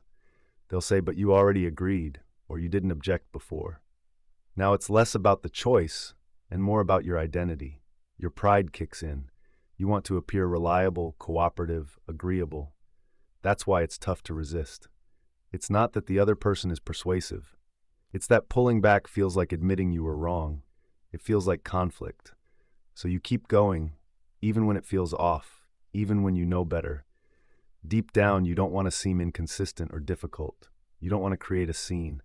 And all of it started from a silly reason to say yes. Next time you catch yourself nodding along, taking a moment to agree, pause. Don't just think if the reason is good enough. Ask if it's real. Consider if you're agreeing because you actually believe it or just to avoid the discomfort of saying no. Because if someone can get you to say yes, even for a silly reason, they might not need anything else. It's risky because it could unravel everything, especially right after promising it would never be mentioned. You might see this as manipulation, a clever trap. And maybe it is, but there's a reason it works. It plants a thought in your mind while oddly giving you a way to push it away. It suggests you shouldn't think about it, which of course makes you think about it even more. It warns you that you're not ready to hear this, which then makes you lean in closer. And when the idea is finally revealed, it doesn't just land, it explodes in your mind. This isn't just some trick, it's how our minds operate. When boundaries are set, curiosity soars. When a statement is denied first, then laid out, resistance fades. It's not just the truth that counts, it's all about how it's presented. This approach shows up everywhere: debates, ads, flirting, even in warfare. The formula is straightforward: hint at danger, warn about the impact, then share the idea anyway. It slips past defenses and involves the listener. You didn't fall for a trick, you willingly chose to hear it. Once you cross that line, it's tough to step back. People often think their beliefs come from logic and evidence, but really it's about timing and how it's delivered. A belief sticks not just because it's true, but because of how, when, and why it was brought up. You're more open to suggestion than you realize. Not because you're weak, but because you're human. You feel more secure when someone flags something as unbelievable. That makes you trust them more, so the next part feels less like persuasion and more like a groundbreaking insight. That's the trick. Make something forbidden, and it becomes hard to resist. Present an idea as taboo, and suddenly it's alluring, not because the idea changed, but because you did. This isn't just psychological, it's chemical. The brain releases dopamine when it senses a reward after some tension. That forbidden information strikes a balance of danger and safety. This mix intensifies focus and strengthens memory. You'll remember what you weren't supposed to hear, like what someone said right after saying it shouldn't be said. And when you share it, you might start with, "I shouldn't tell you this, but," and then you'll go ahead and share it. They'll pay more attention than before. It's not about the truth, it's about the order. A message wrapped in a warning feels more precious, more urgent, more real, even if it's not. And maybe that's the real risk, not the ideas themselves. We're naturally inclined to take in information in a certain way. You don't need to spin a tale to influence someone. It's all about how you share the truth, slowly and with just the right amount of fear. When you say, "I shouldn't tell you this," it disarms them. It creates a bond, making them feel special and trusted, drawn into something exclusive. But it also shifts the responsibility. If what you say offends them, they can't blame you because you warned them. If they're drawn in, they can't pretend they were misled. They wanted it. That's how influence works, not by force, but by invitation. It's not about winning an argument, but about asking for permission. The most impactful ideas aren't shouted out. They're whispered softly and carefully. After a slight pause, you don't need a reason to believe something. You just have to feel like it was a little secret, something you weren't supposed to know. Once it's in your mind, it sticks with you. You can't forget it or unlearn it. Even if you have doubts, it hangs around, waiting. Every time you say, "I shouldn't say this," you open a little door in someone's mind. And when you share the thought anyway, you walk right through. Maybe you think you'd notice if someone tried to do this to you. You might feel immune, but think about it. How many beliefs do you hold not because of solid proof, but how they were presented? How many things do you repeat, not because they're factual, but because someone once told you not to? It's not the facts that stick, it's the moments, the tension, the pause, the way they said it. You remember the feeling, not just the information. Maybe you're swayed more by the thrill of almost not hearing it, by the idea that it was nearly kept hidden. The mind is funny like that. It craves what it can't have and trusts what feels risky. So next time someone whispers, "I shouldn't share this with you," pay attention. Not just to the words, but to how it makes you feel. Would it matter more if they shared it softly? Framing info like it's a secret makes them listen more closely. It's not just gentler, but that gentleness pulls them in, making them tune in closely. People don't lean in when someone's yelling. A secret, shared thoughtfully, captures their attention more than anything else. You've probably done it without even realizing it. Lowered your voice during a story, paused for effect, adding weight not through loudness but by the power of silence. Suddenly, everyone was tuned in, not because what was said had changed, but because of how it was said. The message matters, sure, but it's never more important than the way it's framed. We often think persuasion relies on logic and clarity, but it's really about controlling attention and emotion. The right frame doesn't alter the message, it changes how the listener feels. Say it clearly. When people argue, they wrap it in mystery, and that makes it more believable. When you declare, "This is the truth," they might doubt you. But if you say, "I really shouldn't be saying this," their trust grows. Framing something as a secret feels like crossing a line, like accessing the off-limits. Even if they don't realize it, this creates a sense of urgency, and urgency can push aside skepticism. Every trick, every manipulation, every propaganda tactic knows this well. What counts isn't just your words, it's how it sounds like you weren't supposed to say it. Secrets feel precious, intimate, like they've cost you something. And once something carries that weight, people don't want to let it go. Picture someone casually chatting in a crowded room. Now picture someone leaning in, lowering their voice, and saying it like it could get them in trouble. You'd trust the second one more, even if they were saying the same thing. It's not about truth, it's about how your body reacts. Dangerous feels more real than safe, because safe is dull. Dull doesn't ring true, it feels made up. That's why people get drawn into conspiracy theories. They don't hold up logically, they're wrapped in secrecy, presented as hidden knowledge. That's how cults thrive on confidentiality, how political insiders leak off-the-record information, and how the most provocative ideas are whispered, not shouted. There's a confusion between secrecy and authenticity. When someone shares openly, you think they've curated it. But if they share it reluctantly, quietly, it feels genuine. People tend to trust those who hesitate, who seem wary, who make them feel part of something special. So what happens when this way of thinking becomes the norm? When every message feels like a secret? When people can't tell the difference between what's forbidden and what's just ordinary? When something is marketed well, people stop questioning. They stop analyzing and start believing, not because it makes total sense, but because it feels special. That's how you get control over people. It's not about logic. It's about making them feel like they know something others don't. And then something darker kicks in. They'll start defending that secret. Not because it's true, but because it gives them a sense of status, identity, and purpose. You don't need to prove your point. Just make it seem rare. Now they're invested. They'll spread the word, not out of understanding, but because it's become a part of them. You've reshaped the dynamic. They're not just listening, they're eager to hear more. You can keep giving them information little by little, making each word feel like a risk. Even if you're bending the truth, it doesn't matter. What counts is how it feels to them. That's the real magic of control. It doesn't even look like control. It looks like trust, quiet, careful, undeserved trust built on a fake sense of closeness. And once that trust is shattered, it's often too late. When you talk, they don't look at you directly, especially when you're calm. Try acting slightly distracted, they'll come after your attention. When you're straightforward and focused, they tune out. But the moment you break your rhythm, when your voice drifts or your eyes wander just a bit too long, they lean in. It's subtle but very real. People pick up on uncertainty like prey sensing a shift. They want to know what you're hiding. Your wandering focus becomes a puzzle. They get curious and want to uncover it too. So, let your attention drift a bit. Pause just a fraction too long before you reply. Look off into the distance instead of right at them. Create some space for their curiosity to creep in. Suddenly, they aren't just listening anymore. They're trying to figure out why you're not sharing more. Every little pause feels loaded. Every unfinished thought seems important. They start filling in the blanks you never said. They craft their own narratives around your silence.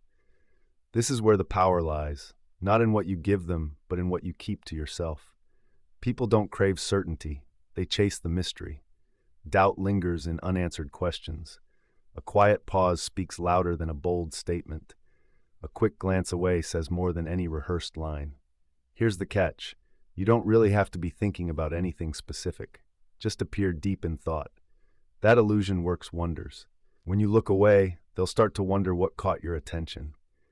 If your voice gets slower, they'll be curious about what you're pondering. If you seem less present, they'll feel the urge to step up their game. It's not about playing hard to get. It's about making them feel like something is just out of reach. Suddenly, they begin filling in those gaps, guessing what you're up to. They start reading into your actions, projecting feelings onto you. They'll try to pull you back in, not because they genuinely care, but because they feel like they've lost your focus. You become something they desire, something scarce. People always want what they think is slipping away. But if you seem too aware of this distraction, the magic fades. They'll think you're just playing a game, and nobody likes to feel manipulated. So it has to stay subtle, almost unconscious. When you're truly present, it calms the room. It puts them at ease. They stop questioning because they believe they've seen everything. But if you only give part of your attention, that leaves them wanting more. It opens a loop they crave to close, and once they sense it, they won't let go. They'll keep coming back, testing the waters, trying to uncover what you seem to hide. The truth is, you haven't hidden anything. What really matters is that you've sent their mind on a quest. And searching minds are often vulnerable. They rush to fill the silence, accidentally spilling secrets. They'll overdo it, working too hard, revealing things they wouldn't if they felt secure, all because you looked away for just a moment. It's a hard truth. Attention isn't commanded. It's drawn out by absence. It's pulled in by confusion and fueled by unresolved tension. People chase what seems to withdraw. You don't have to say much. You don't need to be more exciting or charismatic or dominant. Just break the pattern a little, just enough to spark curiosity. When you act a tiny bit distracted, you give others a task.